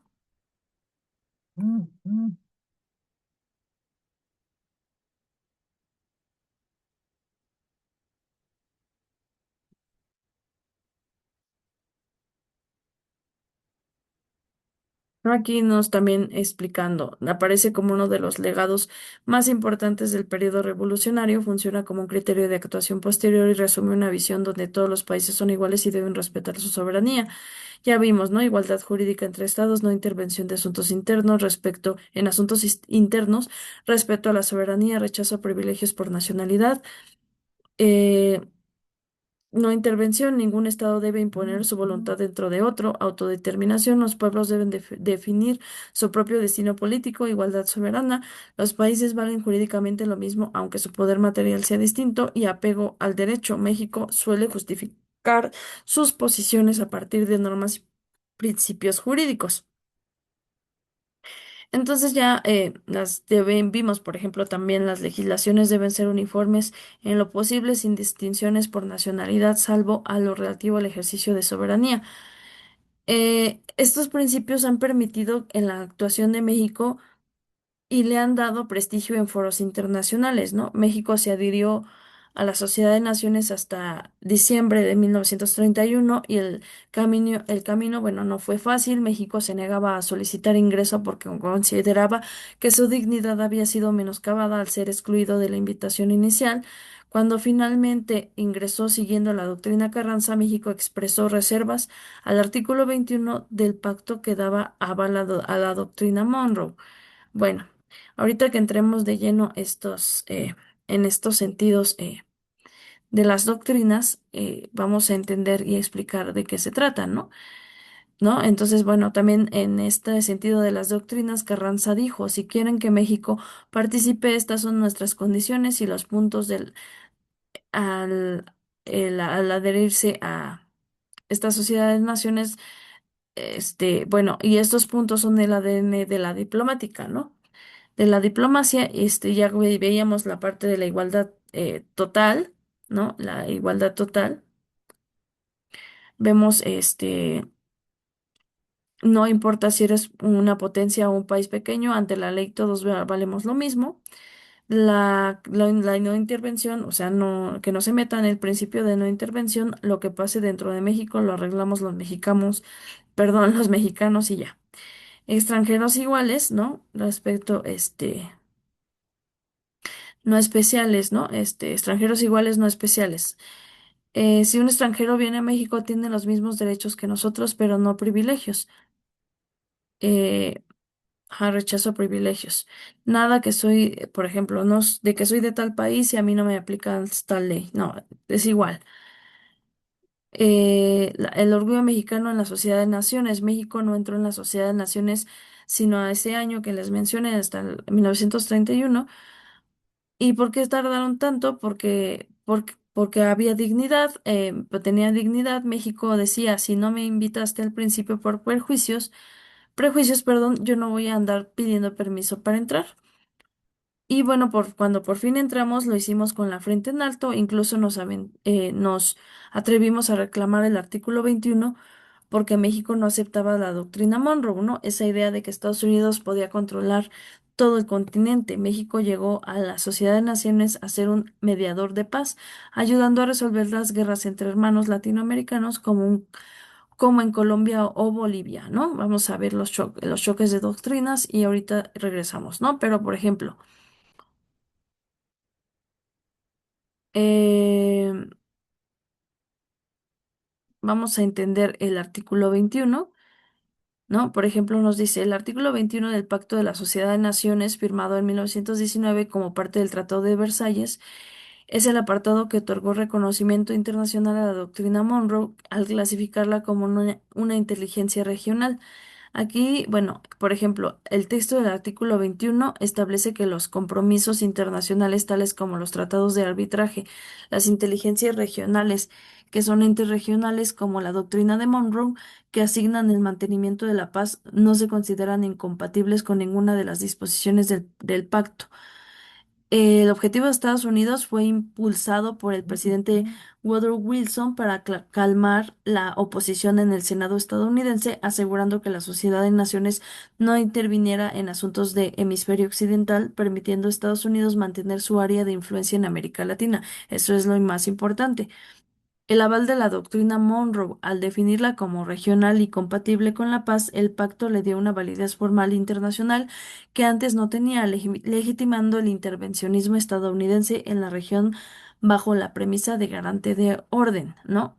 Para muchos países de América Latina, esta inclusión representó un menoscabo de la soberanía nacional, ya que se reconocía oficialmente la exclusividad de Estados Unidos en el continente, que es la doctrina Monroe. La inclusión fue controvertida porque convirtió una declaración política unilateral de Estados Unidos en una norma aceptada por una organización global, lo que incluso llevó a Japón a reclamar una doctrina similar para Asia. Entonces, esta famosa doctrina Monroe, ¿qué es lo que quería? Pues un dominio también, obviamente, ¿no?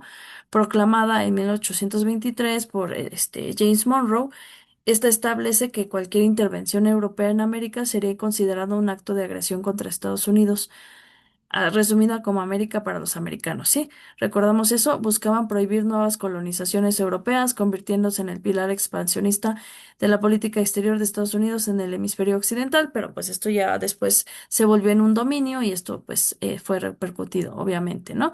Vamos a ver qué es la doctrina Carranza y vamos a regresamos, ahora sí que comerciales, chicos.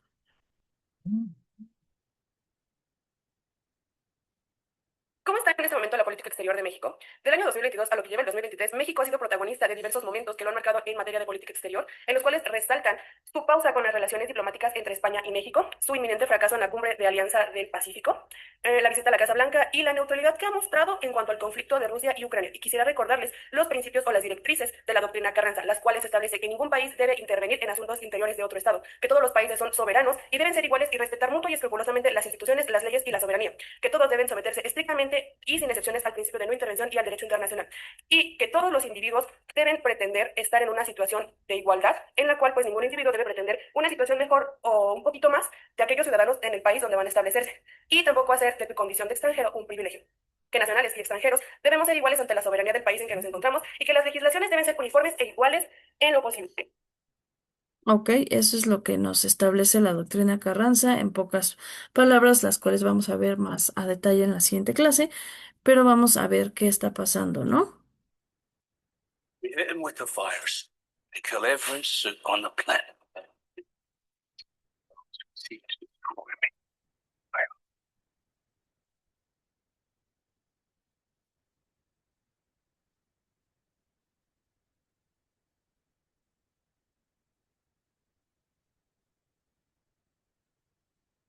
Hola, y dan la bienvenida a History Classes, difundiendo la historia, las ciencias sociales y las humanidades. En este video se abordarán la doctrina Carranza y la doctrina Estrada. Las dos doctrinas corresponden al manejo de la diplomacia en México durante el siglo XX y se han convertido en un ejemplo dentro del ámbito de las relaciones internacionales de la nación mexicana con el resto del mundo. En primer lugar, se menciona a la doctrina Carranza, nombrada así por su precursor, Venustiano Carranza, presidente constitucional de México entre 1917 y 1920. En ese contexto, México aún se encontraba dentro de los levantamientos armados de la Revolución iniciada en 1910. Al mismo tiempo, en Europa se entraba en la fase final de la Primera Guerra Mundial. Alemania, una de las naciones iniciadoras del conflicto, pidió el apoyo de México al ingresar a la guerra, mediante un comunicado conocido como el telegrama Zimmermann, llamado así por el ministro de Asuntos Exteriores del Imperio Alemán, Arthur Zimmermann. Sin embargo, el telegrama fue interceptado por el Reino Unido. A pesar de todo, el gobierno del presidente Carranza decidió permanecer neutral durante la Primera Guerra Mundial, iniciada en 1914 y finalizada en 1918. El día 1 de septiembre de 1918, Carranza dio a conocer ante el Congreso su doctrina diplomática, la cual consideraba a todas las naciones como iguales ante la ley, así como la no intervención en los asuntos de otros países. También propone la igualdad ante la ley entre los ciudadanos de un país y los residentes extranjeros, sin brindar privilegios. Esta doctrina también considera a la diplomacia como la actividad encargada de salvaguardar a la civilización y la fraternidad entre los diversos pueblos del mundo. Por su parte, la doctrina Estrada debe su nombre a Genaro Estrada Félix, quien fue secretario de Relaciones Exteriores del gobierno mexicano entre 1927 y 1932, durante los gobiernos de Plutarco Elías Calles, Emilio Portes Gil y Pascual Ortiz Rubio. El contexto histórico de la actividad diplomática de Genaro Estrada corresponde al periodo de la reconstrucción nacional posterior a la Revolución, con la creación de instituciones públicas fundadas como consecuencia del movimiento armado. También corresponde a una parte del periodo conocido como Maximato, cuando Plutarco Elías Calles era la figura detrás de los presidentes entre 1928 y 1924. Genaro Estrada redactó los puntos de la doctrina nombrada en su honor, aunque él la llamó originalmente Doctrina Mexicana. También se le conoció como Ley Estrada y fue publicada el 27 de septiembre de 1930. En sus ideas, la doctrina Estrada está a favor del concepto de no intervención de un país en los asuntos de otro, porque esto iría en contra de la soberanía de cada nación. Esta doctrina no reconoce ni desconoce a los gobiernos extranjeros, especialmente si alguno de ellos es considerado ilegítimo. En su labor diplomática, el gobierno mexicano solamente se limita a mantener o retirar a sus representantes, como embajadores, cónsules o agregados culturales. El conocimiento de ambas doctrinas diplomáticas resulta fundamental para conocer la manera en la cual México ha establecido acuerdos y vínculos de carácter político, económico, social y cultural con el resto de las naciones, y forman parte de la historia diplomática de México y de su legado. Y así es como se cierra con este tema. Si este video les ha agradado, por favor, aprieten el botón de me gusta. Tenemos la doctrina, bueno, es que ya les digo la doctrina Monroe. Ya, les expliqué la doctrina, la otra doctrina, pero era en realidad la doctrina Monroe. Entonces, bueno, ya explicamos qué es, la doctrina Monroe, pues es todo, ¿no? Pero ahí no querían intervenir, no querían, obviamente que pasara esto. Entonces, bueno.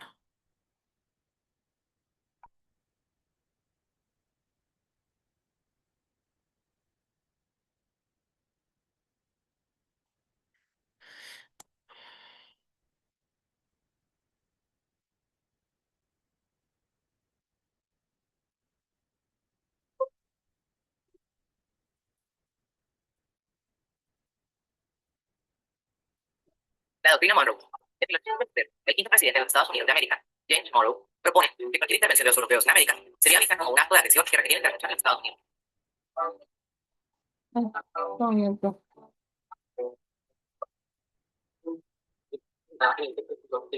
Sobre el Estado de la Unión, tomado con duda al principio y luego con el planteamiento de una política exterior de los Estados Unidos.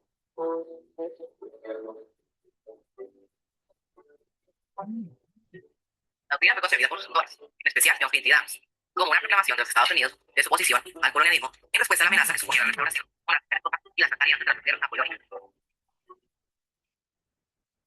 La doctrina fue político, pretendía ampliar la soberanía sobre el territorio norteamericano.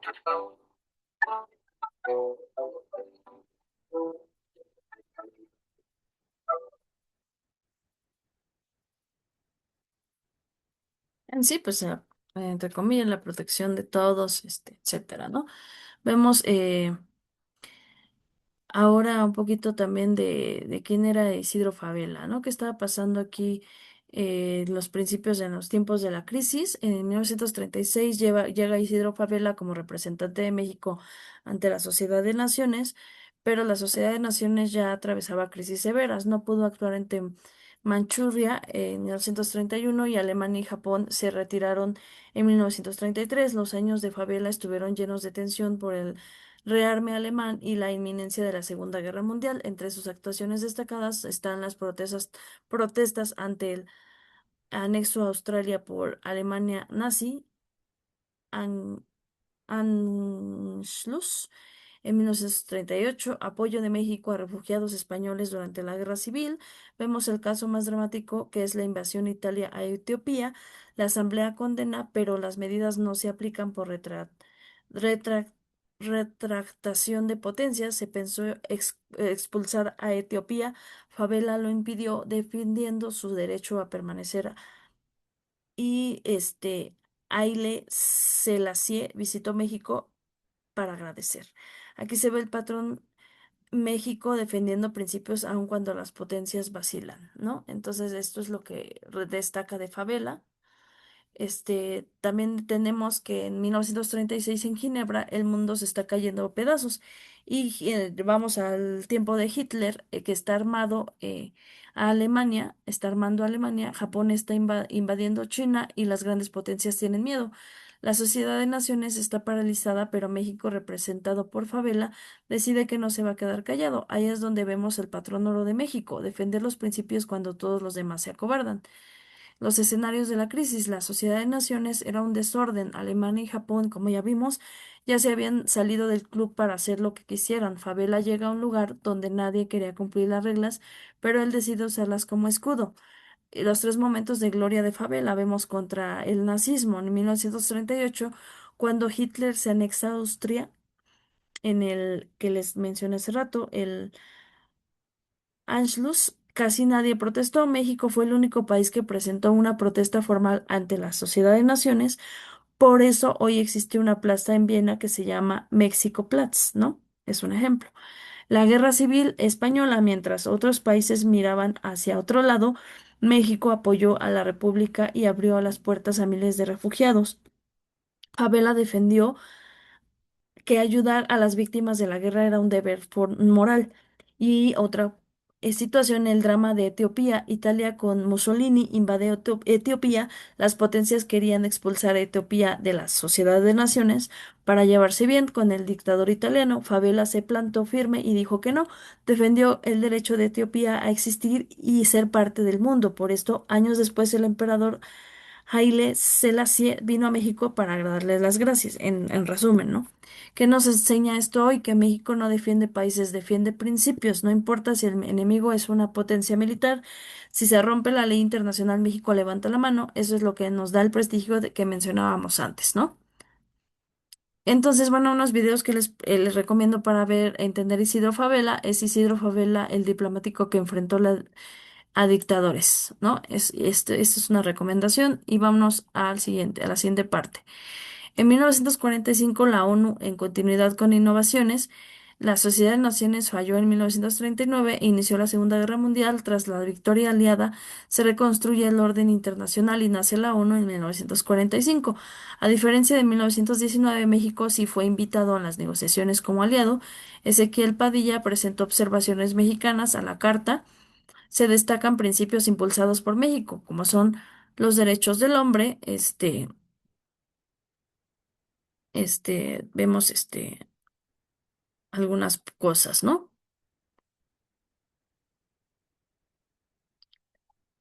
¿No? Nace en 1945 y la Segunda Guerra Mundial, la Organización de las Naciones Unidas.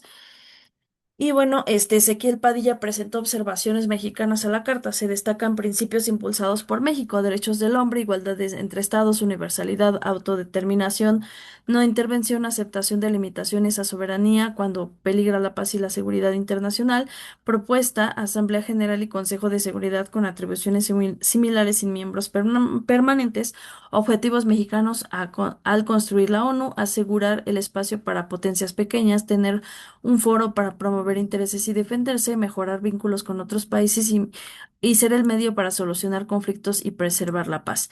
México en sí es un miembro fundador desde el 7 de noviembre de 1945. Se menciona reputación por rigor de compromisos, temas tradicionales, paz y seguridad, cooperación internacional, codificación del derecho internacional y derechos sociales y humanitarios. En sí, esto tiene que ver con los temas de la ONU y esto pues nos involucra mucho también en los intereses que ha tenido siempre, ¿no? México no solo fue, como ya dijimos, un invitado, sino que llegó a ser una autoridad moral de quien ha defendido principios incluso en la sociedad diplomática. En la conferencia de San Francisco, la delegación mexicana encabezada por esta persona que se Ezequiel Padilla, fue una de las más activas, asegurando que la nueva organización no fuera solo un club de potencias, sino un foro de justicia para todos. Entonces, en esto ya tenemos la continuidad de los principios desde la doctrina Carranza. México llevó la Carta a la ONU, los valores que ya habían defendido en la Sociedad de Naciones, pero ahora con una visión más moderna y positiva, ¿no? Propositiva: soberanía e igualdad, autodeterminación y no intervención, solución pacífica de controversias, en donde se reafirma el compromiso con el diálogo sobre la fuerza. En 1945, México no solo repitió el pasado, sino que propuso cambios estructurales para hacer a la ONU más democrática. Dentro de sus aportaciones, derechos humanos, fue uno de los primeros países en impulsar el respeto a la dignidad humana, fuera una obligación internacional, sentando las bases para la Declaración Universal en 1948. Limitación de la soberanía por la paz. México aceptó una innovación radical. Los países pueden ver limitada su soberanía solo si es necesario para preservar la paz mundial, pero bajo las reglas claras. Este, y consensuadas. Reforma del Consejo de Seguridad.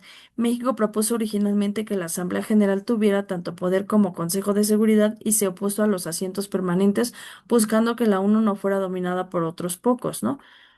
El objetivo de México es espacio para los pequeños, defensa internacional, cooperación, y México es miembro desde 1945. Esta información destaca, obviamente. Por otro lado, vamos a ver un ejemplo y muy importante, ¿no? Tenemos otros recorridos importantes, obviamente a nivel histórico, que es importante mencionar aquí en estas situaciones, obviamente, ¿no? Vamos a ver el orgullo nacional, el Tratado de Tlatelolco en 1967. Imaginen que en plena Guerra Fría, con Estados Unidos y la URSS amenazando con volarse el planeta, un mexicano llamado Alfonso García Robles logra que toda América Latina y el Caribe firmen un acuerdo para prohibir las armas nucleares en la región. El resultado, que México le dio al mundo la primera zona libre de armas nucleares en una región poblada. Por eso García Robles ganó el Premio Nobel de la Paz en 1982. Y esto es un hito histórico, ¿no? México en el Consejo de Seguridad y los cascos azules. México no solo opina, también actúa. Hemos estado en el Consejo de Seguridad de la ONU varias veces. Postura firme. En un lado hemos condenado desde el apartheid hasta la invasión de Rusia a Ucrania en 2021-2022. Cascos azules, antes no participábamos mucho, pero desde 2015 México envía expertos en ingeniería y medicina a misiones de paz. Incluso creamos el SECOPAM en 2018, que es un centro de entrenamiento de élite aquí en México para preparar a quienes van a esas misiones. Y los arquitectos del derecho internacional. México ayudó a escribir las reglas del mundo. Derecho del mar, ayudamos a definir que los países tienen 200 millas de mar patrimonial para que nadie venga a pescar a nuestras costas sin permiso. La parte de la no intervención, impulsamos la resolución 2131 de la ONU, que básicamente dice nadie tiene derecho a meterse en la política de otro país, es nuestra regla de oro. Además de la OEA y la OMC, ¿no? El equilibrio entre la política y el dinero. La OEA, la Organización de los Estados Americanos, 1948, es el foro donde nos sentamos con Estados Unidos y el resto de América. México es el cuarto país que más dinero aporta y lo usamos para que los problemas regionales se resuelvan hablando y no por la fuerza. En la Mundial de la Salud, la Organización Mundial del Comercio, en 1995, México pasó de ser un país cerrado a ser uno de los más abiertos del mundo. Nos metimos al GATT en 1986 y somos fundadores de la OMC. Hoy somos los países con más tratados de libre comercio en todo el planeta. Entonces, vamos a ver, les recomiendo algunos videos, el Tratado de Tlatelolco que hacen los casos azules mexicanos, la Sedena. Por ejemplo, aquí explican cómo se entrenan nuestros soldados para misiones de paz en otros países, ¿no? México en la OMC, para entender por qué exportamos tanto y por qué las reglas de la OMC son importantes para nuestras empresas y así. Una pregunta, si México es tan bueno negociando la paz y el desarme, ¿por qué creen que nos cuesta tanto aplicar esos mismos principios para frenar la violencia interna? Bueno, entendemos ahora también que ahí está la UNESCO, la Interpol y así. Vamos a ver algunas otras, ¿por qué los entro en este contexto para entrar en el panorama histórico y comprender obviamente la problemática y además las actividades que se les dejan? México no solo, por ejemplo, en la parte de la UNESCO, México no solo participa, es un pilar, tenemos una vocación natural por compartir nuestra riqueza cultural.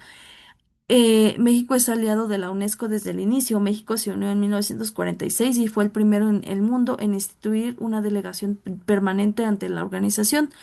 Tenemos un anfitrión histórico. En 1947 la Ciudad de México fue la sede de la segunda conferencia general, ¿no? De la UNESCO. Hay una presencia local desde 1967. La UNESCO tiene una oficina de representación en la Ciudad de México para trabajar de cerca en proyectos educativos y de protección al patrimonio. En la cuestión de otro tipo de organismos, Tenemos aquí otro tipo de organismos importantes, como es el Organismo Internacional de Energía Atómica, en 1957 que se crea y que tiene sede en Viena. Si el tratado de Tlatelolco fue para prohibir las bombas, este es para usar la energía nuclear para el bien. El fundador responsable, México es miembro fundador desde 1956 y nuestra participación siempre ha sido clara, usos pacíficos, seguridad en las instalaciones y cuidado de los materiales. En 2019, México demostró ser su peso diplomático cuando la embajadora Alicia Buenrostro presidió la 63ª Conferencia General del organismo. Entonces, bueno, por último, la parte del Interpol, que es la seguridad global, es la red policial más grande del mundo y México es una pieza clave para perseguir el crimen tras las fronteras.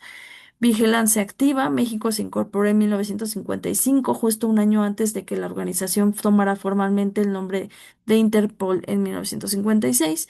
Cooperación real. Compartimos información crítica con otros 196 miembros para localizar y detener la delincuencia que intentan escapar de la justicia cruzando países. Entonces, bueno. Estos son algunos datos históricos importantes y si observamos el recorrido completo aparece un patrón consistente. México ha buscado sostener su presencia internacional mediante principios de derecho internacional y participación activa en organismos multilaterales. La cita de Favela nos recuerda que la soberanía no es solo política, también es económica. La doctrina Carranza fija la igualdad jurídica y la no intervención como ejes de dignidad estatal. La experiencia de la Sociedad de Naciones y la Organización de las Naciones Unidas muestra que México ha defendido principios incluso cuando las instituciones se enfrentan crisis, y el incidente crítico de la OMC nos coloca frente a un desafío contemporáneo, como cómo construir reglas multilaterales que permitan un comercio justo y sustentable, evitando que la protección ambiental se convierta en una barrera injusta y evitando que la parálisis institucional debilite el sistema. México participa en organismos internacionales no como un espectador, sino como un actor que busca intereses nacionales, sostener su soberanía y contribuir a un orden internacional basado en reglas, equidad y cooperación. Entonces, en este sentido, chicos, tenemos ya una visión clara de Isidro Fabela, ya entendimos que nos advierte que la independencia política es un mito si no existe libertad económica, ¿no? ¿Cómo se relaciona esto con el incidente crítico? Si México no puede defender sus productos de madera, estamos permitiendo que el capital extranjero y las normativas externas nos dominen. Eso es lo que no queremos. En la etimología de la gobernanza, ustedes encontrarán en sus textos en el término gobernanza que no es simplemente mandar, proviene de la necesidad de gestionar redes donde el Estado ya no es el único actor en el ámbito internacional. Esto significa que México debe negociar con empresas, ONGs y otros estados en un plano de igualdad técnica. La gobernanza busca la eficacia y la legitimidad. Si el sector forestal mexicano no es capaz de no es eficaz cumpliendo normas de sociedad de sostenibilidad, pierde su legitimidad para comerciar.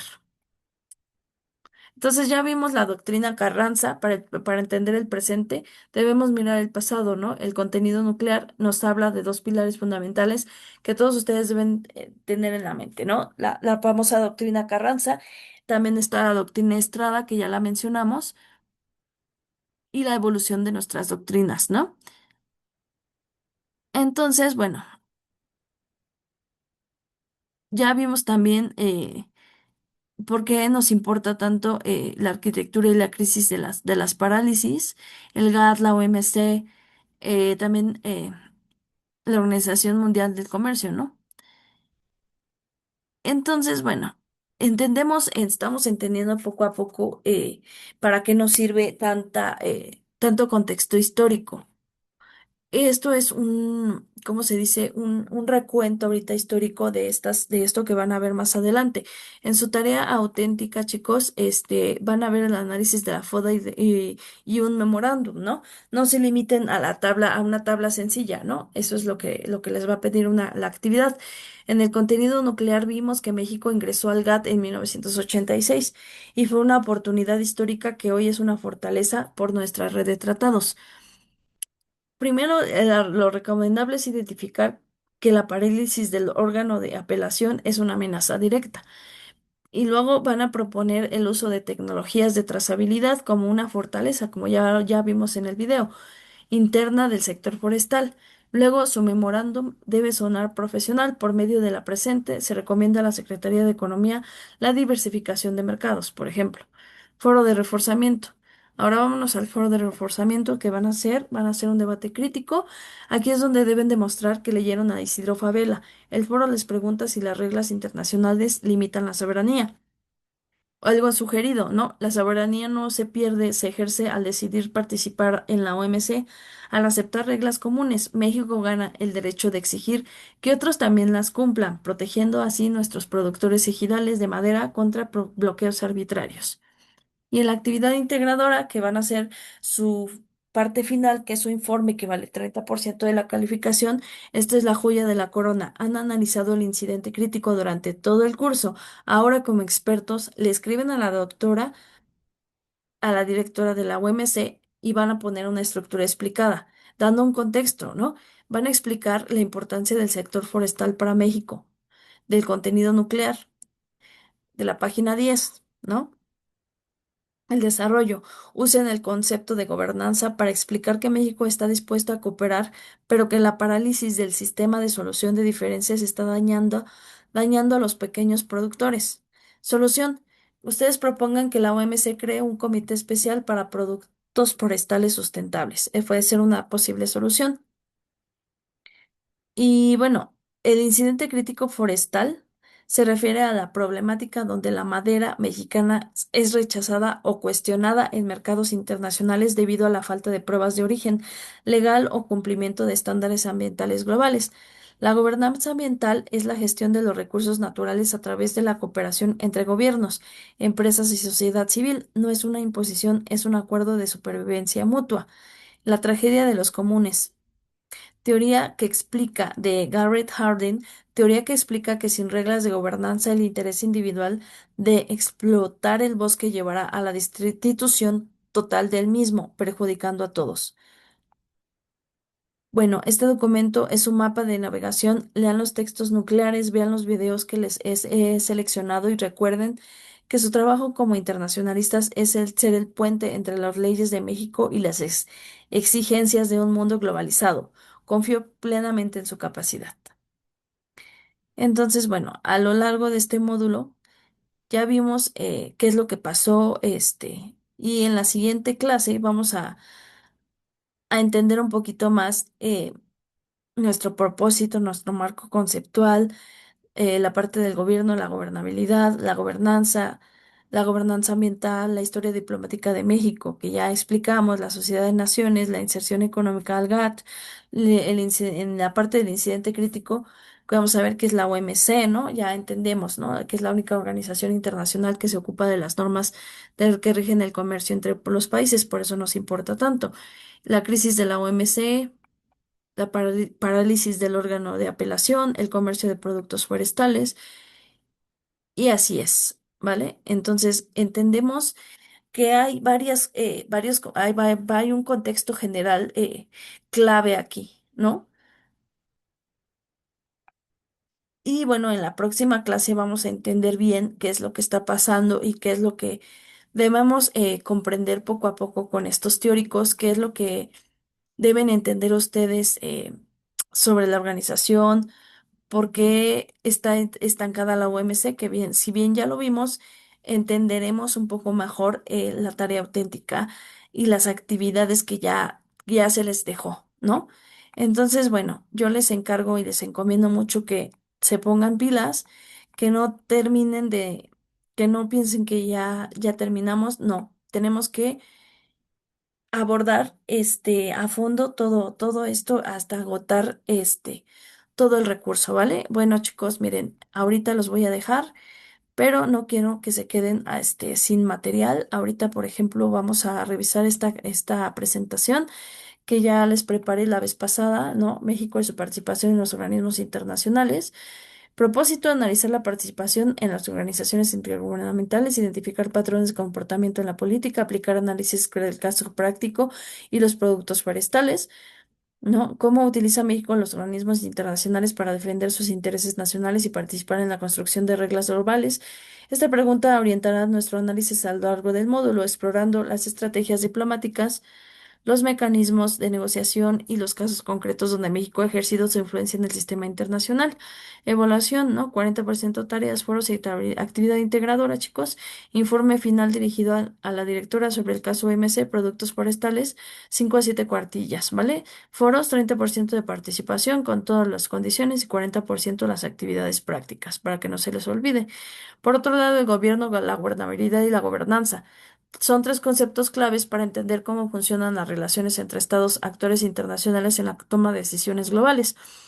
Gobierno, ¿quién manda? Se refiere a la autoridad formal que ejerce el poder político de un estado, es la estructura institucional que toma decisiones vinculantes. Gobernabilidad, puede gobernar, es la capacidad del gobierno para ejercer efectivamente su autoridad, mantener el orden y responder a las demandas ciudadanas. Capacidad del gobierno para ejercer la autoridad, mantener el orden y responder a las demandas. Entonces, gobierno es quien manda, se refiere a la autoridad que ejerce el poder político, ¿no? La estructura y la toma de decisiones. ¿Quién toma las decisiones? La gobernanza global. La gobernanza global es el proceso de coordinación y cooperación entre diversos actores, estados, organismos internacionales, empresas transnacionales y sociedad civil, para abordar problemas que trascienden las fronteras nacionales. No implica un gobierno mundial, sino mecanismos, normas e instituciones que facilitan la toma de decisiones colectivas sobre asuntos como el comercio, medio ambiente, seguridad y derechos humanos. Es fundamental para entender que México participa en las reglas internacionales, ¿no? Gobernanza ambiental. La gobernanza ambiental comprende el conjunto de reglas, instituciones y procesos mediante los cuales se gestionan los recursos naturales, se aborda el cambio climático a nivel internacional, incluye tratados multilaterales, organismos especializados, mecanismos de cooperación que buscan equilibrar el desarrollo económico con la protección del medio ambiente. México participa activamente en estos marcos regulatorios globales, actores y mecanismos ambientales. Convención del Marco de las Naciones Unidas sobre el Cambio Climático establece compromisos para reducir emisiones de gases de efecto invernadero. La PNUMA, Programa de las Naciones Unidas para el Medio Ambiente, coordina actividades ambientales y promueve el desarrollo sostenible. Fondo para el Medio Ambiente Mundial financia proyectos de proyección ambiental en países en desarrollo. Apoya la biodiversidad, el cambio climático y las aguas internacionales. Las ONG ambientales Greenpeace, WWF son actores clave en la gobernanza ambiental global, ejerciendo presión y vigilancia sobre políticas públicas. El incidente crítico, no olvidemos el incidente. El comercio internacional de productos forestales plantea un desafío regulatorio complejo. Las reglas de la OMC buscan facilitar el comercio, pero chocan por preocupaciones ambientales legítimas, impactos ambientales, deforestación, pérdida de biodiversidad y emisiones de carbono asociados a la tabla insostenible. Diferencias legales. Los países tienen estándares divergentes sobre certificación, trazabilidad y sostenibilidad forestal. Tensión normativa, cómo equilibrar libre comercio con protección ambiental sin crear barreras discriminatorias. Organización Mundial del Comercio. Establece reglas, reduce incertidumbre y desarrollo sostenible. Parálisis de la OMC. La Organización Mundial del Comercio enfrenta una crisis institucional que afecta su capacidad para cumplir funciones principales de negociación y resolución de disputas comerciales.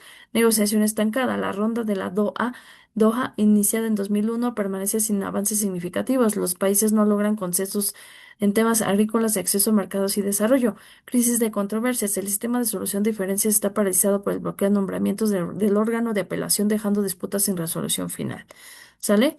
Órgano de apelación, crisis. Imagina que compras manzanas y el vendedor te da menos del acordado, vas al juez, pero, o sea, el panel de la OMC, pero si no estás conforme puede apelar. El órgano de apelación es esta segunda instancia. El problema es que desde este año 2019 está paralizado porque Estados Unidos bloquea el nombramiento de nuevos jueces. Sin árbitros no hay apelaciones.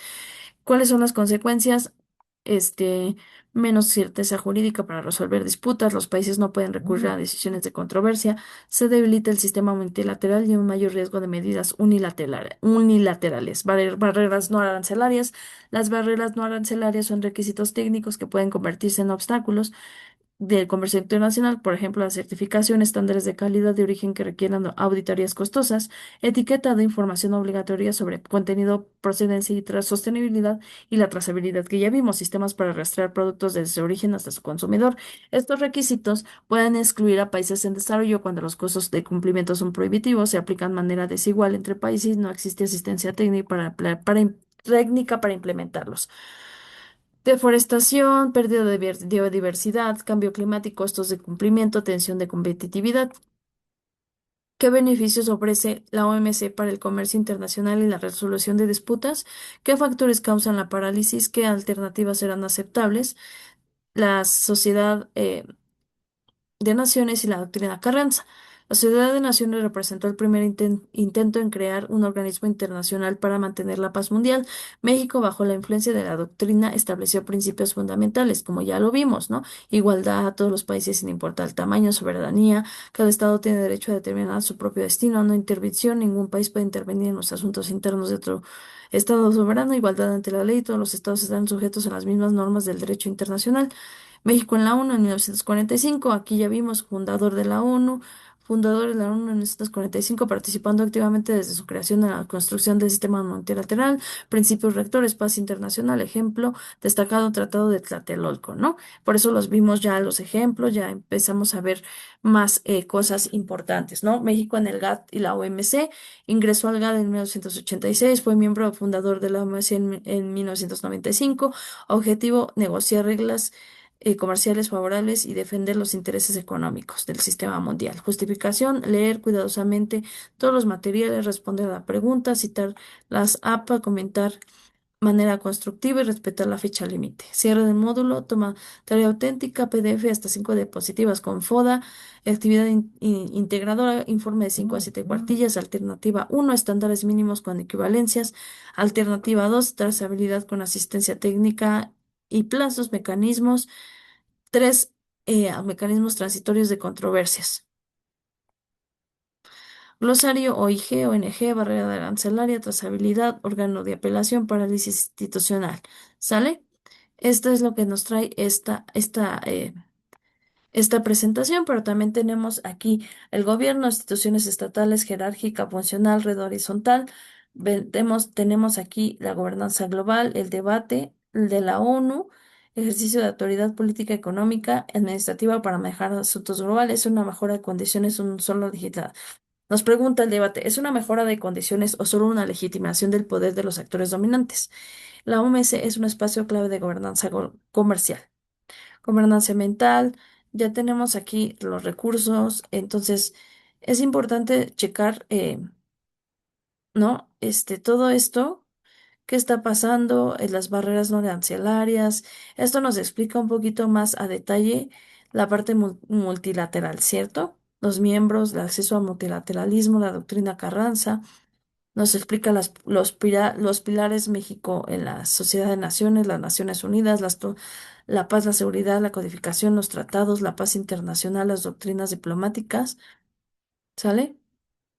Vemos otras organizaciones, aperturas, el GATT, las agendas, la UNESCO, la OEA, ajá, las agendas estratégicas.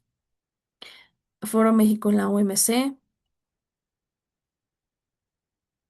mo- modos para- eh, modelos para el foro, ¿sale? Entonces, todas estas son opciones para, obviamente, para ver su presentación. Yo aquí les muestro todas las opciones que ustedes posibles que pueden tener en esta primera unidad, porque pues, son varios puntos los que estamos aquí vamos a tratar y vamos a ver, ¿vale? Entonces, bueno, si bien ya vimos una primera parte de esta unidad, chicos, no lo dejen atrás. Chequen bien todo lo que nos están preguntando. Nos hace falta mayor pista de contenido, entonces les encargo que vean esos contenidos y todo lo que les haga falta, chicos, para complementar lo que necesitan. Más adelante vamos a explicar de las actividades, no sin antes que ya hayan revisado este contenido. Les mando un saludo y les deseo mucho éxito en sus actividades, chicos. Nos vemos al ratito en la clase.